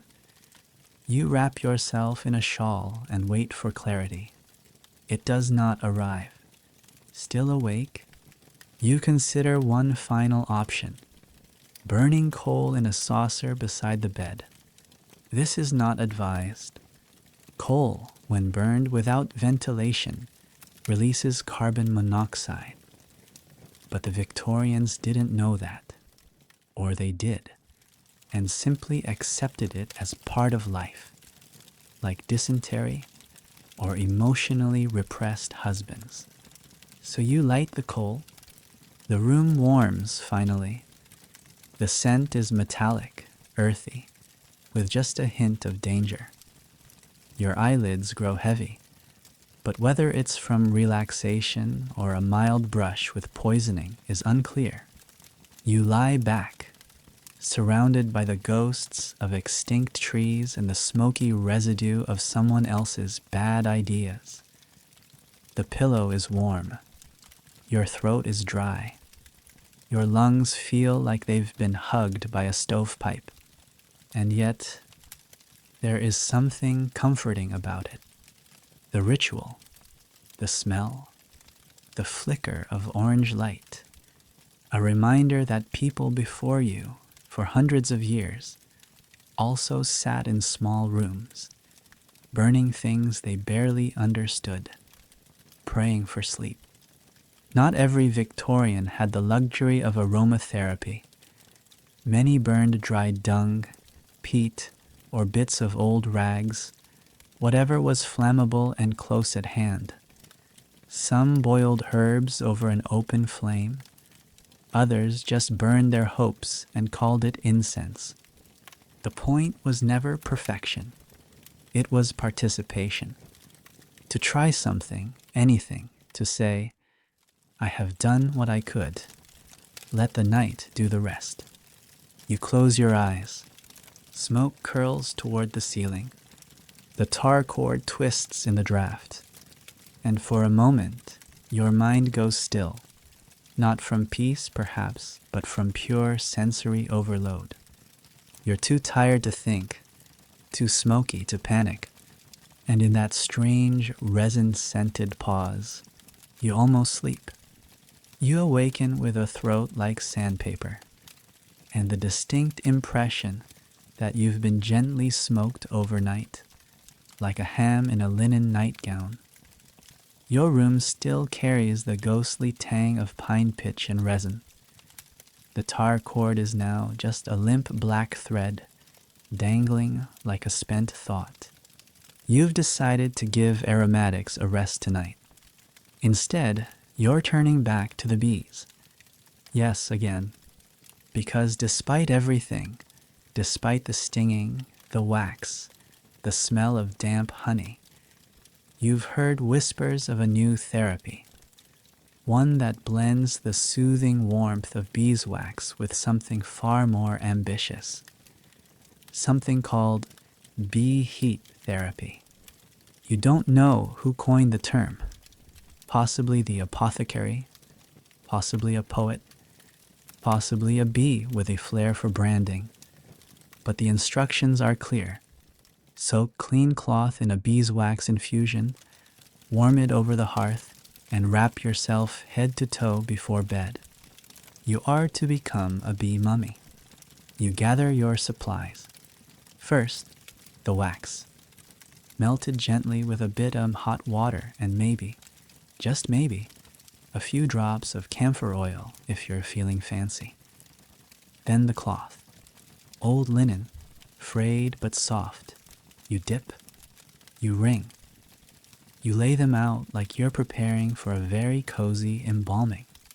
Historians still debate whether full-body beeswax wraps were ever widely used, or simply the result of desperate experimentation in rural households. But accounts survive, scrawled in letters, diaries, and one particularly vivid medical notebook, describing their use for anxiety, muscle pain, and of course, sleeplessness. You begin, one strip across your chest, another around your arms. The wax is warm, not hot, sticky, but not unpleasant. It smells of childhood and kitchens and something just a little too sweet. You continue wrapping. Torso, legs, feet. You skip the face. You've learned from the mirror hypnosis debacle. You lie back. Your limbs are heavy. Your skin sighs beneath the waxed cloth. You feel like a pastry being prepared for a particularly relaxed oven. And then the humming. It's not real. You know it's not real. But your ears buzz with a phantom vibration, like bees passing overhead on their way to a nap. The sound isn't unpleasant. It's rhythmic, gentle, like a lullaby written in wings. You close your eyes, try to sleep, and suddenly you're back with the bees. In your mind, you're walking through a sunlit garden. The air is golden. Bees drift from bloom to bloom, unconcerned. You feel light, calm. You remember that bees communicate through dance, small gestures, minute shifts. You wonder if sleep is a kind of dance, if you've just been learning the wrong steps. But back in your room, something happens. You sweat. A lot. Because, surprise, the beeswax wrap is incredibly insulating, like wearing a sauna suit made of honey. Your nightshirt clings to you. The pillow grows damp. The linen wrap slips at the shoulders. Still, you lie still, because weirdly, this might be working. Your heart slows. Your thoughts drift. You're not asleep. Not quite. But your body believes it is. It has stopped pacing. Stopped twitching. It is warm. It is still. It is wrapped in the low, steady hum of heat and scent. You think of bees again. Not the sting, but the structure. The hive, the order, the absolute commitment to rest between flights. There is something poetic about a creature that works so hard and then sleeps so deeply in the dark together. You wonder if your ancestors envied bees, if they saw them not as pests, but as role models, buzzing little metaphors for how to live. Build, gather, rest. Build, gather, rest. You breathe in. The scent of wax fills your nose. You breathe out, and something loosens. Not a cure, not a miracle, but a letting go. For once, your skin isn't at war with your bed. For once, your limbs feel held, not by a lover, not by laudanum, but by ritual. This isn't science, you know that. This is hope in cloth form.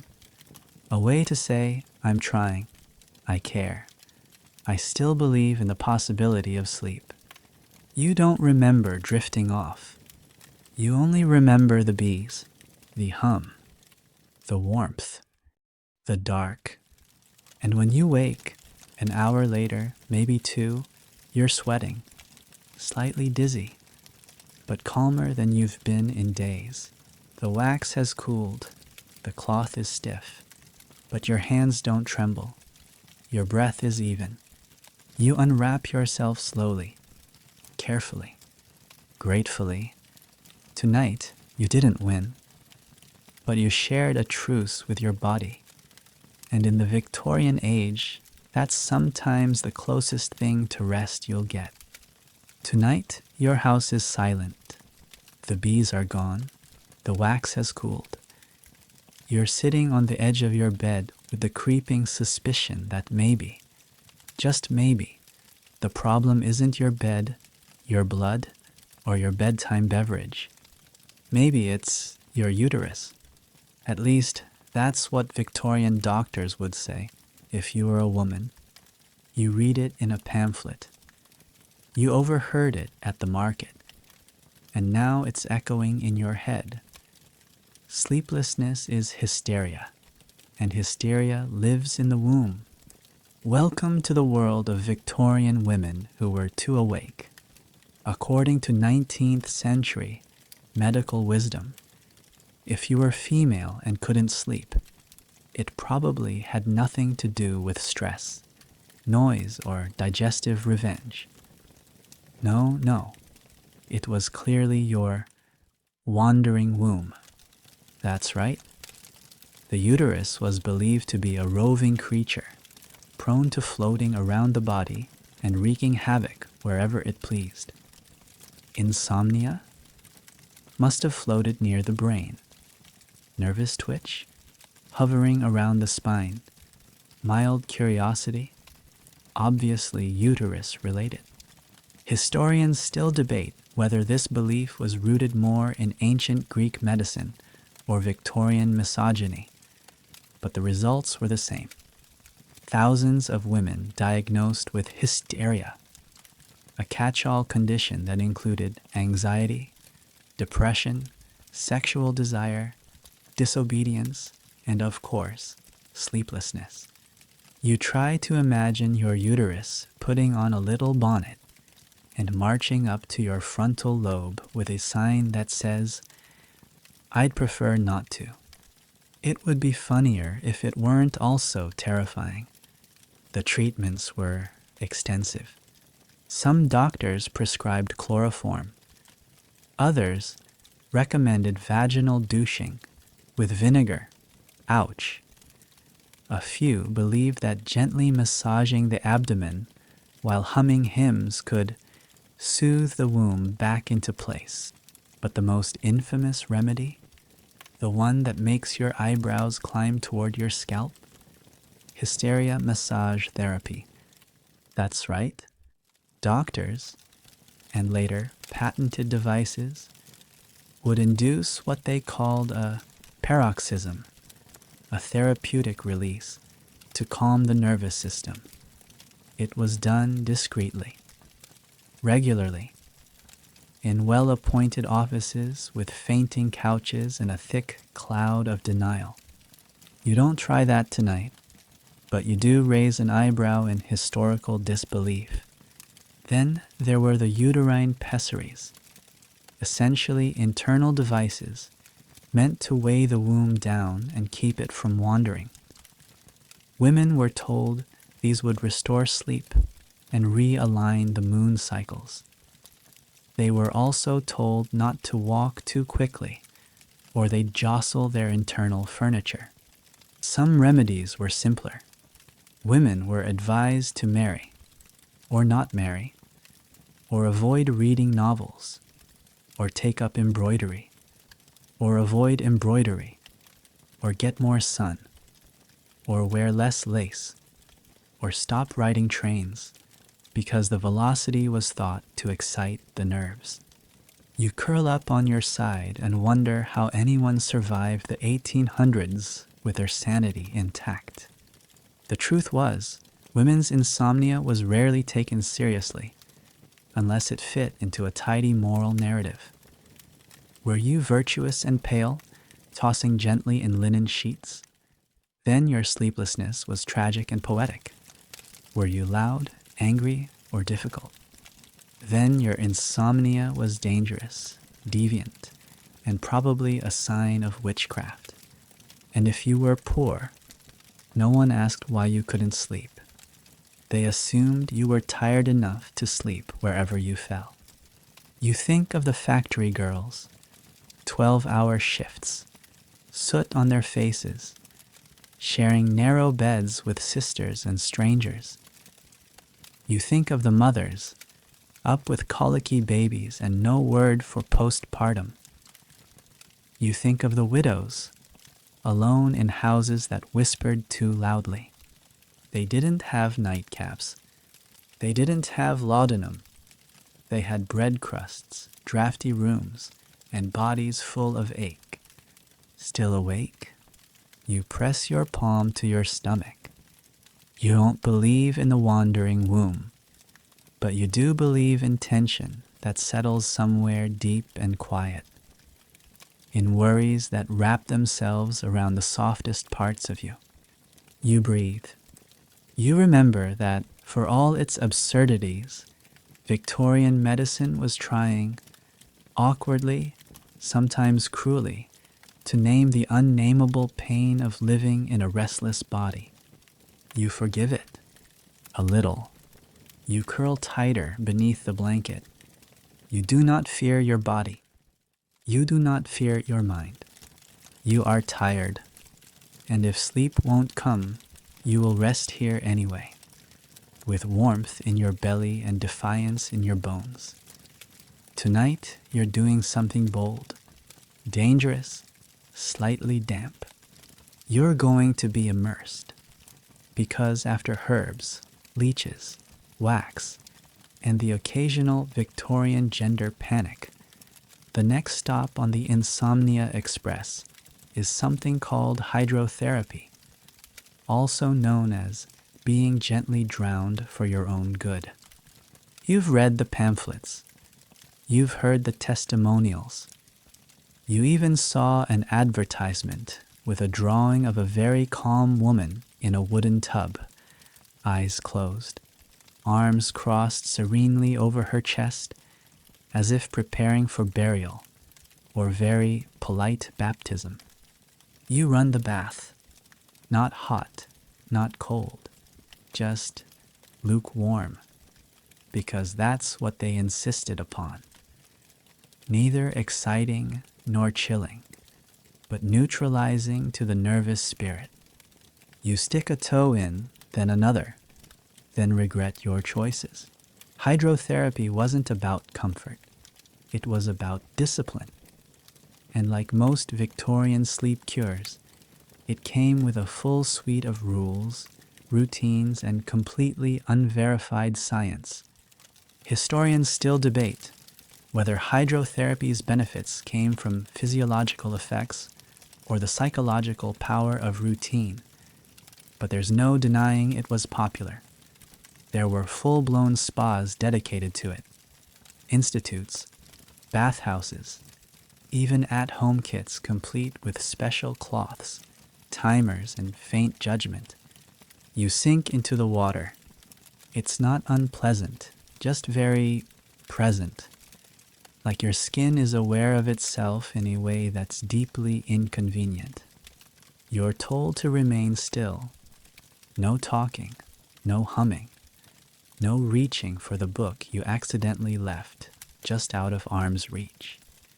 This is passive immersion, meant to coax your body into a state of pre-sleep floatiness. You wait.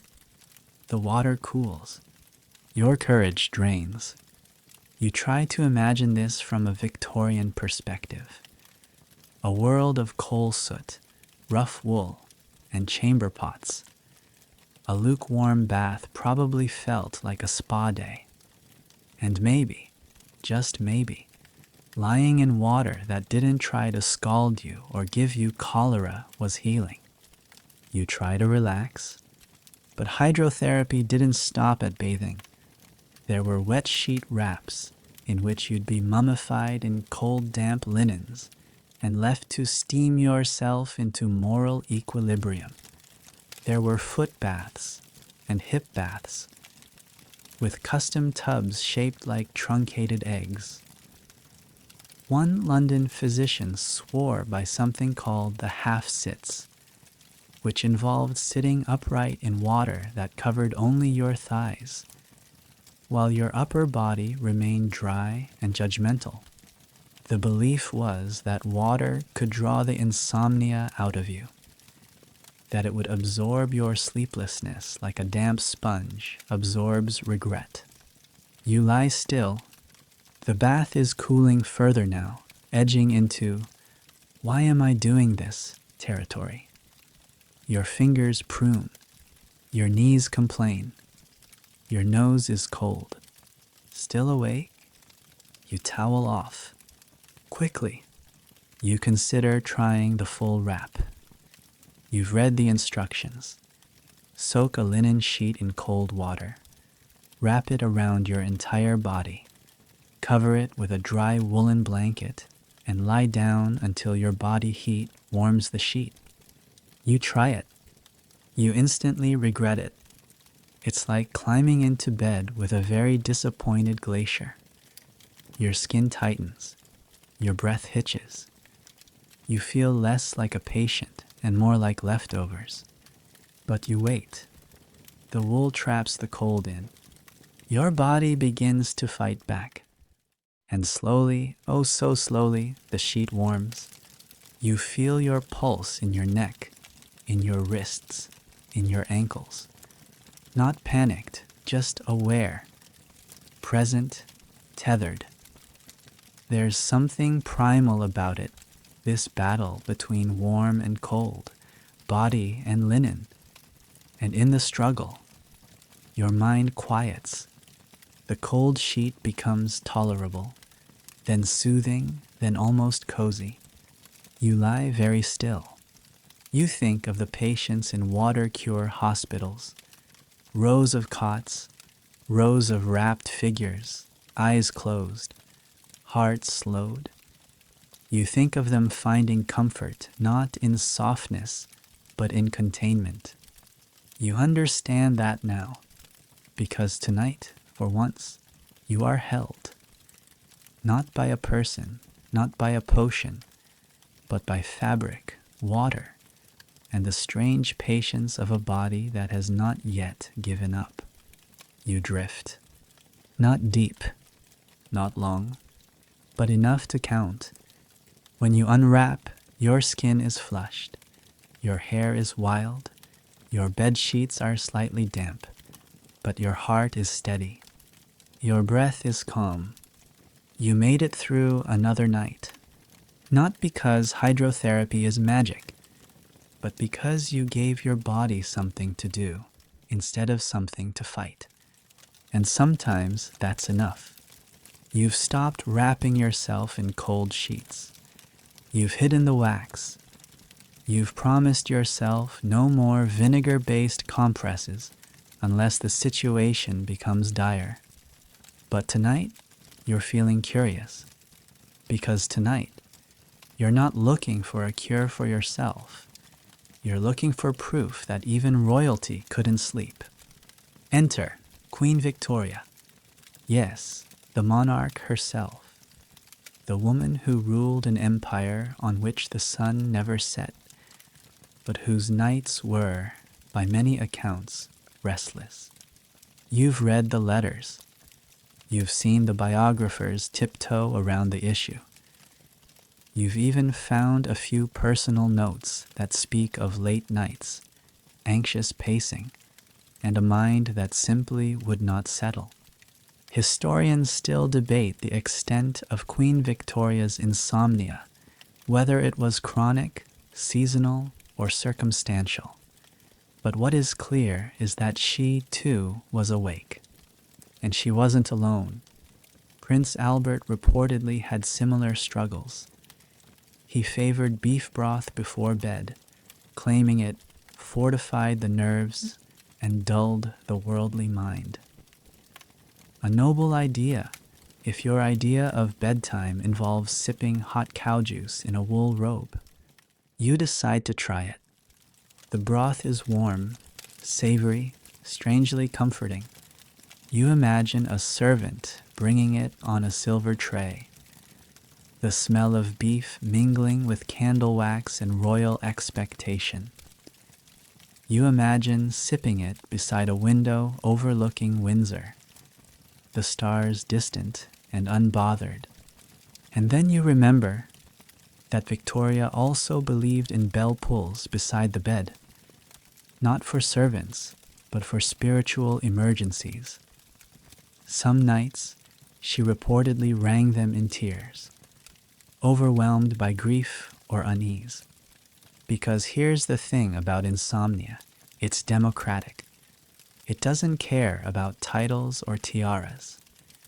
You can be Queen of England and still lie awake, wondering if the silence is too loud, if your thoughts are too many, if the bed is too cold, even under 7 layers of crown-funded bedding. Victoria's journals include more than a few entries that begin with "did not sleep well" or "restless night," "mind disturbed." You can almost hear the scratch of the pen, the royal sigh, the long hours stretching toward morning. You finish your broth. You lie back. Tonight, your bedroom is not so different from hers. Yes, hers had more marble and fewer mice. But in the dark, all rooms become equal. All minds become vulnerable, even sovereign ones. You wonder what she thought about Victoria in the quiet. Did she revisit arguments, mourn Albert, plan conquests, count the minutes like you do? Or did she simply lie there, trying not to disturb the carefully balanced crown of her own expectations? It's not just her either. There are records of Prince Leopold, Victoria's son, who suffered from hemophilia and insomnia both.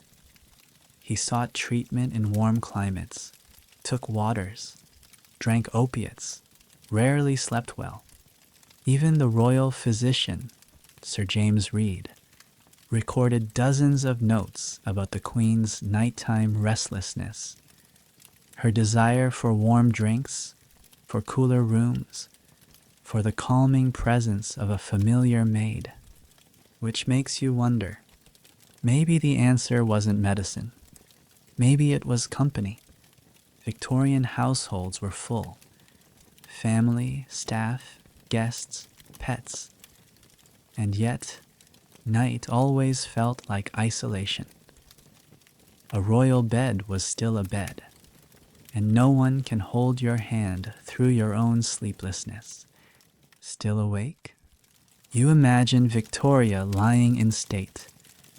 Not the dramatic kind, but just lying there, awake, staring at the velvet canopy, wondering if there was one more thing she could do, one more remedy she hadn't tried.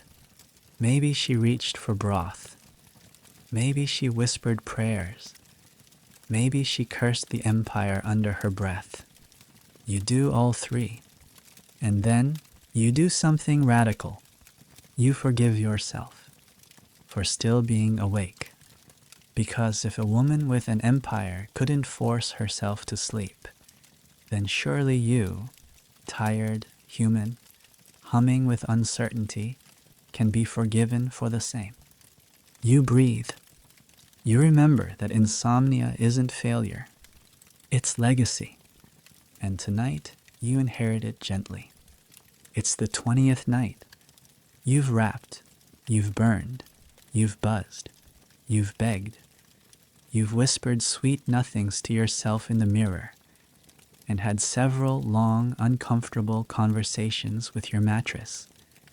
And yet, your old companion, wakefulness, still curls beside you like an overly affectionate cat.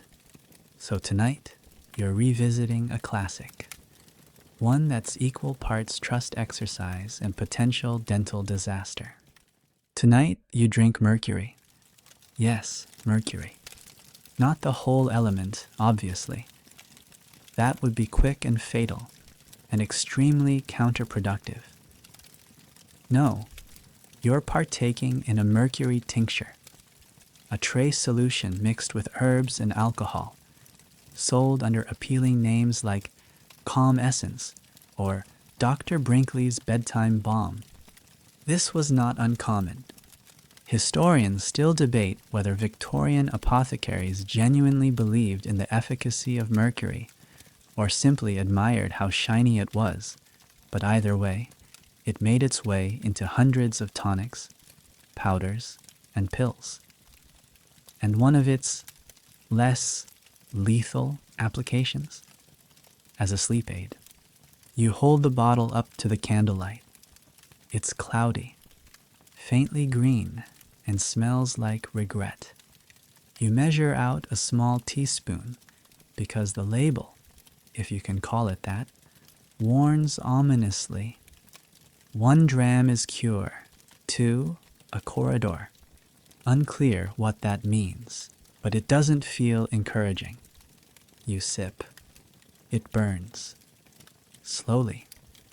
Like someone politely setting your esophagus on fire and offering you a mint afterward. You chase it with water and then cough quietly into your sleeve for the next 2 minutes. No immediate transformation. Just a strange buzzing behind your eyes and a sudden awareness of your teeth. You lie down. Wait. Nothing happens. Then something strange. A calmness. Or rather, a numbness. Your thoughts feel rounded at the corners.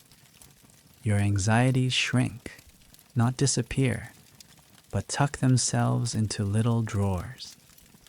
Your hands feel like they've forgotten what they were worried about. You're not sure if it's working or if your body is simply diverting all power to survival mode.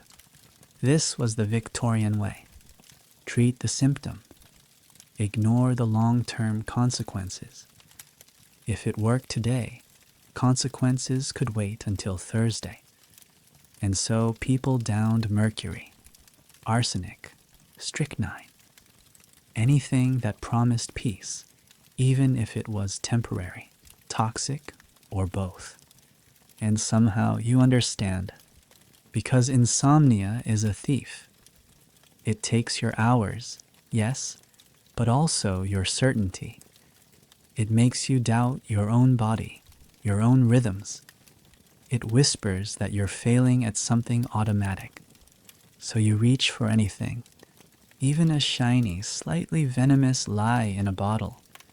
The mercury was believed to balance the humors, cool the liver, and quiet the rebellious heart. There were tonics for children, advertised with slogans like, "Restful tiny tots, Mercury's gentle touch." You shudder. Still awake? Barely. Your head feels floaty, your arms heavy. You feel as if you're lying at the bottom of a warm pond, staring up through water and memory. The Victorian poor didn't always afford branded tonics, but blue pills, mercury mixed with chalk and honey, were cheap and widely prescribed. Not just for sleep, but for digestion, melancholy, and even syphilis, especially syphilis. Side effects included tremors, tooth loss, kidney failure, hallucinations, and long, slow regret. But none of that was listed on the label. You wonder if your great-great-grandfather ever took a blue pill. If he lay on straw, teeth chattering, hoping for silence. If he woke with shaking hands and the deep knowledge that he'd do it again. Because that's the truth of insomnia. You would do it again and again If it brought you even one night of real rest, you close your eyes. You try to imagine your bloodstream negotiating with the tincture. You try not to think about how much mercury is too much mercury. You try to focus on the breath, the warmth, the way your body no longer feels like a battleground, but more like a haunted cathedral cooling after Vespers. And you rest, not because you trust the cure, but because your body is exhausted by the act of trying. You drift, not into peace, but into pause. And sometimes that's enough. You've officially consumed mercury. You've wrapped yourself in wax. You've buzzed, bled, floated, and boiled. At this point, sleep is starting to feel less like a natural state and more like a myth. A glowing orb glimpsed in the distance, but never actually held. So tonight, you do something simpler, something older. You sit, not in bed, not in a bath, not wrapped in linens or swaddled in tar smoke, just in a chair, a hard wooden chair near the hearth, your feet flat on the floor, your hands in your lap. It's what the monks used to do. The monastic approach to insomnia wasn't to fight it. It wasn't even to fix it. It was to accept it as part of the divine rhythm of the night. And so they sat, quietly, patiently, under the low light of candles and stars, and waited for either sleep or dawn, whichever arrived first. You've read about it. Vigils, they called them. Periods of voluntary wakefulness meant to focus the soul. Sleeplessness wasn't seen as failure. It was devotion. Time to pray, to reflect, to gently detangle the knots in the mind. Historians still debate whether these vigils were born of discipline or necessity, especially in drafty abbeys with lousy bedding, but they became ritual, sacred, human. So tonight, you try it. You don't pace. You don't fidget. You just sit, breathe. Watch the embers in the hearth settle into a soft red glow. The house is still. Your thoughts are less so, but you let them come. You think of the lint pickers. Yes, lint pickers. Monks who were tasked with removing stray fibers from garments late at night by candlelight. It sounds tedious. It was. That was the point. Simple, repetitive actions. Tasks so dull, they lowered the volume of the mind. You stand. You find an old tunic. You sit back down and begin to pick. One fiber at a time. Thumb and forefinger. Pull, discard. There's something hypnotic about it. You begin to drift. Not to sleep, but to slowness. Your breath finds a rhythm. Your shoulders drop. Your thoughts, while still present, feel softer. You're not trying to banish them. You're just giving them room to wander. The monks also kept dream journals, not because they believed in interpreting them, but because it gave form to the formless. If you could name your night thoughts, they couldn't loom over you. You retrieve your notebook. Write down, I dreamed I was made of beeswax and bread crust, and the sun wouldn't stop laughing. You stare at it. It's nonsense. But somehow it makes you smile. The monks' answer to insomnia wasn't noise. It was structure. They prayed at intervals, ate at intervals, slept when possible, woke when called. Their lives were ruled by bells, not by internal clocks. And when sleep eluded them, they accepted it with dignity, not panic. Still awake? You try their next trick, Lectio Divina, sacred reading. You pick up a small book. Not thrilling, not new, just comforting, predictable. You read slowly, out loud, in a whisper. Not for comprehension, but for cadence. It's the repetition that matters. The rhythm. The quiet click of syllables like beads on a rosary. Eventually, you return to your chair. You're not tired, but you're not anxious either. You've traded performance for presence. You light another candle, not because you need it, but because the act itself feels meaningful. Monks believed in light at night, not bright light, just a glow. Something to watch, something to carry, something to tell the darkness. You're here, but I'm here too. You sit back, listen to the walls breathe. Listen to your own heart, softened by stillness. You may not sleep tonight, but you are not suffering. You are keeping vigil. And in a world that chases every moment, there is quiet power in simply being awake with grace. Tonight, you've given up on being horizontal. Again, the bed has betrayed you too many times, and the floor, though honest, is not interested in negotiation.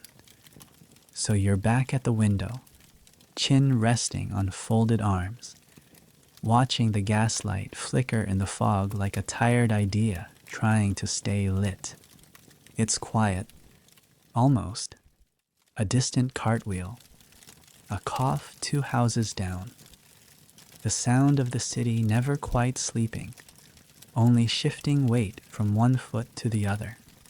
You're not alone in this, because tonight you remember something important, something forgotten by most history books. Insomnia was social. Yes, truly.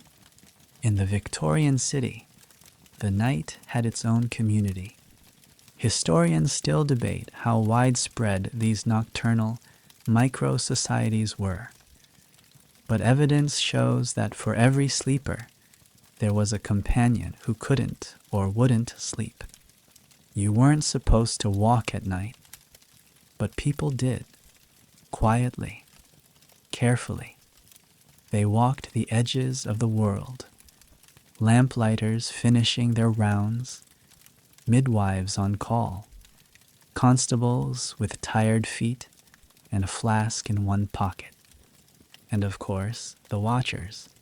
Some were informal, neighbors keeping an eye out. Others were hired by households to sit up with the sick or elderly. But many were just people who couldn't sleep and who made use of the night by walking through it. You slip on your coat, open the door, step out into the hush. The street is damp, cobblestoned, and shimmering with the residue of fog.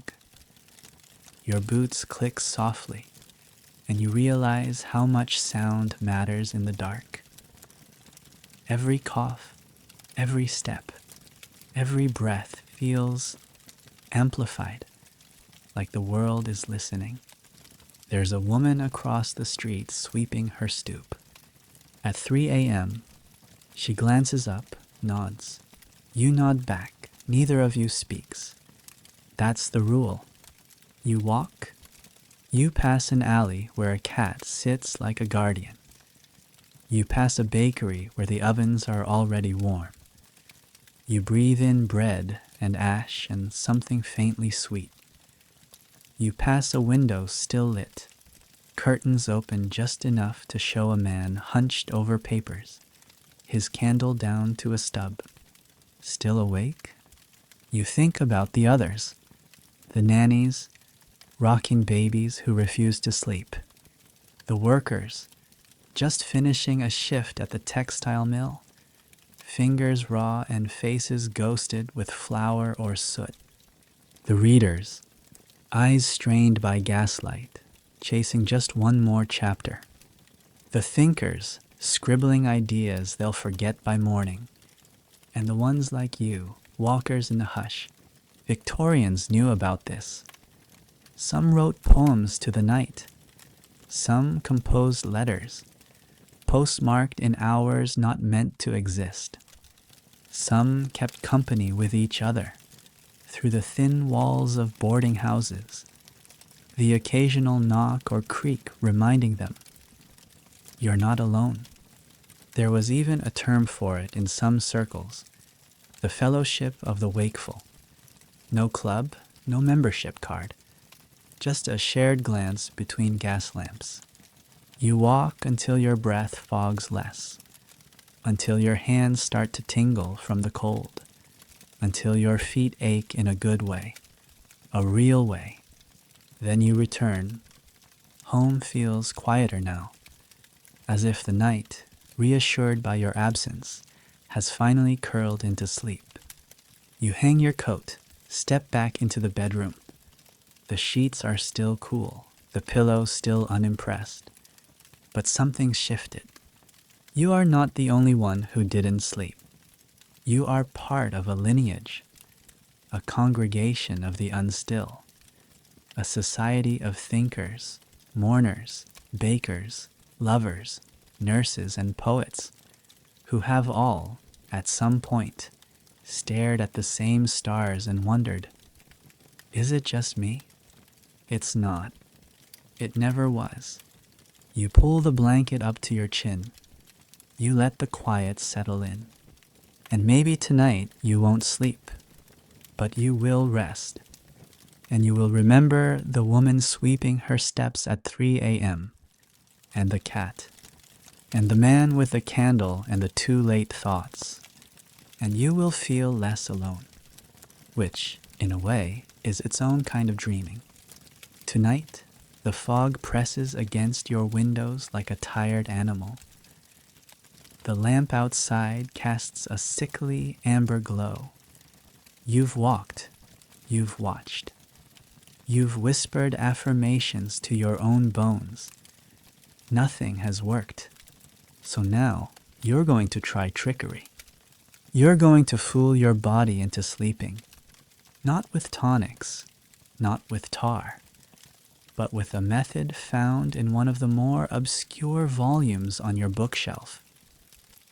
Somnus by Suggestion, a treatise on mindful drowsing, by someone named only F.H.W. Esquil. It proposes a simple theory. If you pretend to sleep well hard enough, your body will eventually follow along. You don't believe it, but you're desperate. The process is called reverse restfulness. You lie down as if you've just woken from a beautiful, uninterrupted slumber. You stretch. You sigh. You blink slowly at the ceiling like you've been unconscious for 9 healing hours. And then you pretend to be tired from being so rested. You tell yourself, you're full of sleep. You're made of nap. You are sleep in the shape of a person. You fake a yawn loudly. You fake another. Then you snuggle into the blanket like it's a pile of fresh laundry, and not, in fact, a mildly damp wool rectangle with the personality of boiled cabbage. Historians still debate whether these Victorian sleep-acting practices had measurable success, but they were popular among spiritualists, mesmerists, and actors. The idea was simple. The body doesn't know you're lying if you do it well enough. So you lie there, still, heavy. You whisper to yourself, you're already asleep. You've been asleep this whole time. The ticking of the clock is your dream's soundtrack. That itch on your nose? Imaginary. That worry about laundry? Doesn't exist. You are a blanket. And then your brain rebels because your brain is mean. Your brain says, you're still awake, aren't you? Should we count the ceiling cracks again? Want to remember every embarrassing thing from the last decade? You tell your brain to hush, politely. You repeat your new mantra. Sleep is here. Sleep is soft. Sleep is in the room. Just don't spook it. Victorian insomniacs were very fond of mantras and suggestion phrases. Not religious prayers, though those were used too, but rhythmic sentences designed to flatten the mind. Some examples from actual manuals. I am a cloud upon the quiet sea. The Lord is my rest and my breath. With each breath I vanish into velvet. You pick one. You pick velvet. You repeat it, slowly, velvet, velvet, velvet, until the word loses meaning, until your mouth forgets how V's work, until you're just a hum with bones. Still awake? You introduce the second phase. Insomnus by suggestion. FHW proposes mimicking sleep breathing. You inhale slowly. Hold. Exhale longer than you want to. Again. Again. You fake snore once for flair. Then you lie absolutely still and play dead. If anyone walked in, they'd assume you were peacefully unconscious or lightly cursed. And this is where something strange happens. Your body starts to believe you. Your fingers unclench. Your shoulders sink. Your tongue forgets it exists. You hover at the edge, not asleep, but not fully pretending anymore. This was the trick, perhaps. Not curing insomnia, not conquering it, but cohabiting with it, making it your roommate, setting a quiet table and inviting it to sit with you, under low candlelight, with no expectation except presence. You lie there, a very convincing actor, the best sleeper in the world, Oscar-worthy. If the Academy recognized roles like local ghost of the linen drawer, and eventually, without knowing exactly when it happens, not a click, not a drop, more like a blur. The lines between pretending and being start to soften. Your body forgets the performance. And finally, maybe, even your brain does too. You wake an hour later, or maybe 3. There's drool on the pillow. Your neck hurts. Your arm is asleep. You were too. You smile. Small, sleepy, crooked. Because maybe trickery isn't shameful. Maybe it's just another kind of faith. You lie back down. This time not pretending. This time just trying again. And this time, it might just work. Tonight, you return to a place you haven't visited in a while. Not a room, but a mindset. One that was whispered about in old drawing rooms and scribbled in the margins of medical texts. Resignation. Not despair, not surrender. But the slow, careful art of deciding that if you're going to be awake, you might as well do it beautifully. You read about it once in a letter from a Victorian widow to her sister.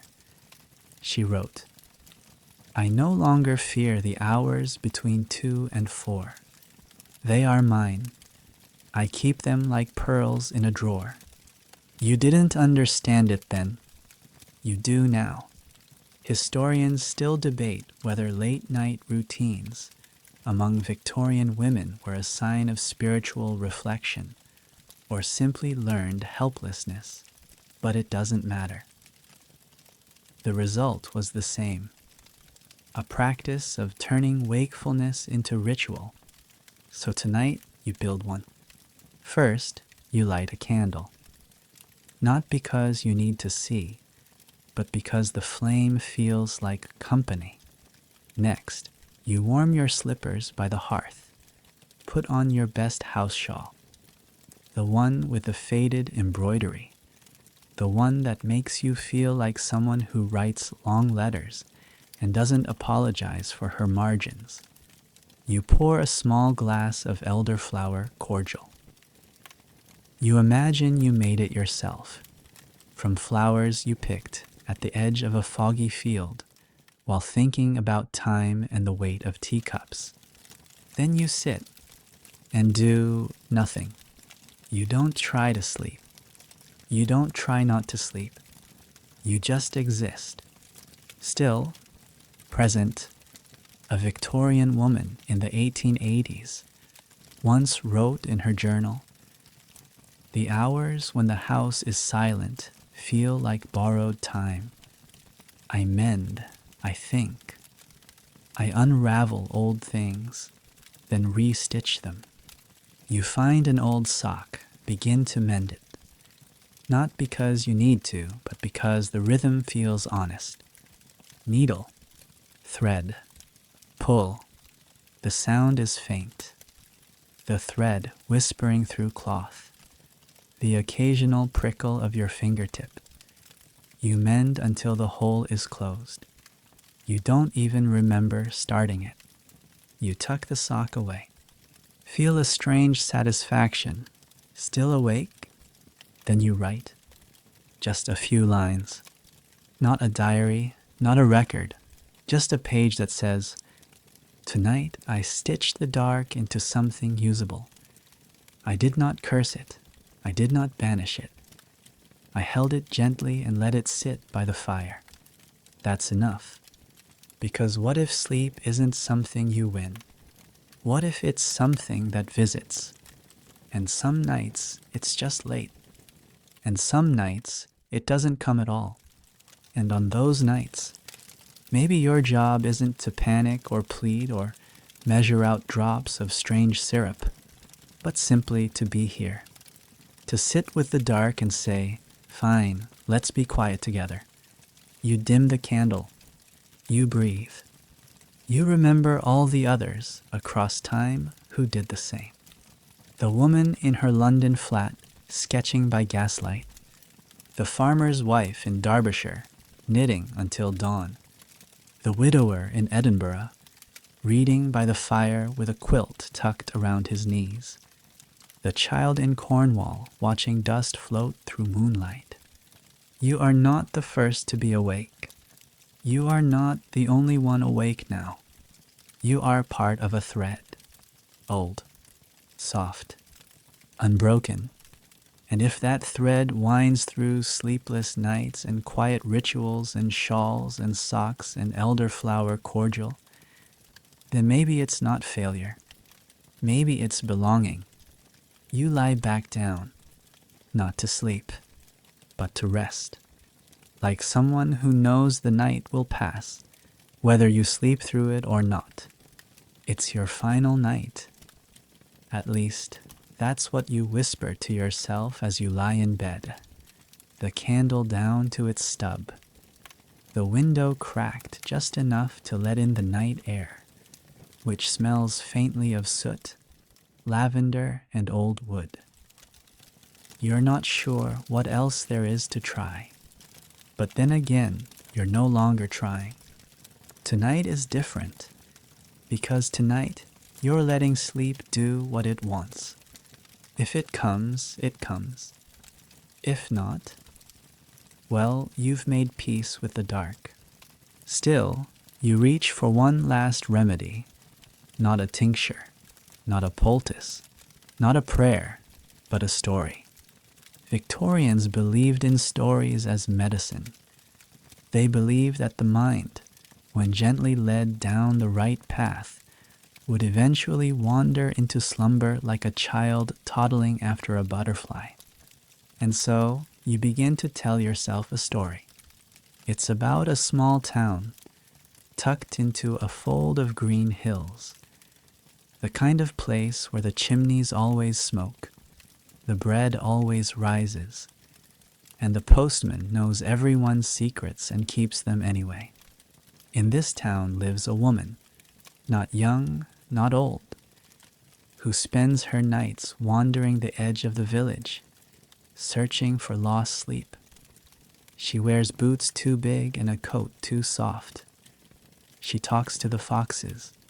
They don't answer. She collects dreams in a little brass tin. Not her own, other people's. She finds them tangled in hedgerows, caught in raindrops, nestled inside unopened letters. She tucks them away gently, like moths. She doesn't know why she does it, only that when the village sleeps better, so does she. You drift with her through quiet streets, past the bakers, where dough sighs in wooden bowls, past the schoolhouse, where the chalkboard still holds half a sentence, past the mill, where wheels creak in their dreams. You follow her into the woods. The path is soft, the moon is round, your footsteps don't echo. She stops at a tree, places the tin beneath a stone, and says very softly, "Thank you for the silence." You don't know what she means, but it feels true. You imagine her returning home, her kettle hissing, her socks warm. You imagine her finally curling into bed, brass tin empty, heart full. And maybe that's what you've been doing all along. Gathering dreams. Not catching sleep, not forcing it. Just collecting moments, rituals, stories. Wrapping them in beeswax and shawls. Stitching them into socks. Brewing them into tonics. Writing them in the margins of your nights. Still awake? That's okay. Because even when sleep doesn't come, you've found something else. Companionship. With the past. With the silence. With every other soul, living or long gone, who once stared at the same flickering candle and thought, why not me? And now you close your eyes, not in desperation, but in acceptance. You breathe in, you breathe out. You let the story wrap around you like a second blanket. And you whisper to the dark, I'll sleep when I'm ready, and until then, I'll be here. Not alone, not afraid, just still. You're still here. You've made it through every remedy, every ritual, every whispered superstition and absurdly named tonic. Through bee wraps and mercury drops, through lavender smoke and leech therapy, through velvet mantras and walking in the fog. And yet, somehow, what stays with you isn't the silliness or the desperation. It's the quiet. It's the image of a candle flickering in the window of a house that never quite sleeps. It's the sound of a footstep on damp cobblestone at 3:27 a.m. It's the small sacred realization that maybe, just maybe, you were never supposed to win sleep like a prize at the bottom of some exhausting contest. Maybe you were just meant to sit beside it for a while, to keep vigil, to learn something about yourself, about patience, about gentleness, while the rest of the world dreams. So tonight, don't push. Don't panic. Don't count the minutes like they owe you something. Instead, breathe like you have all the time in the world. Because, for the moment you do, let your eyes close. Not because you must, but because they're tired of looking for reasons. Let your hands rest, not clenched, not curled, just there. Let your mind wander, not with urgency, but with curiosity, like it's walking through a garden in moonlight, touching each leaf, just to say it was here. Because you were. You are. And if tomorrow comes and you're still tired, so be it. You've survived worse. You've endured. You've loved yourself enough to try again, even when nothing worked. That's not failure. That's devotion. And while sleep may still keep its distance tonight, you can rest knowing this. You have honored the night. You have made peace with its shape. And in doing so, you've joined the soft, unspoken chorus of countless others who lie awake and still manage to carry their mornings with grace. So for now, let yourself sink. No pressure, no chase. Just you, the dark, and the hush between thoughts. Let the room go blurry at the edges. Let the sounds outside become lullabies. Let your heartbeat soften. Let your breath slow. Let go. You are safe here. You are enough here. And whether you sleep now or in an hour or not at all, this moment is yours. Quiet, kind, unrushed. Good night, friend. We'll try again tomorrow. End of script. Good night.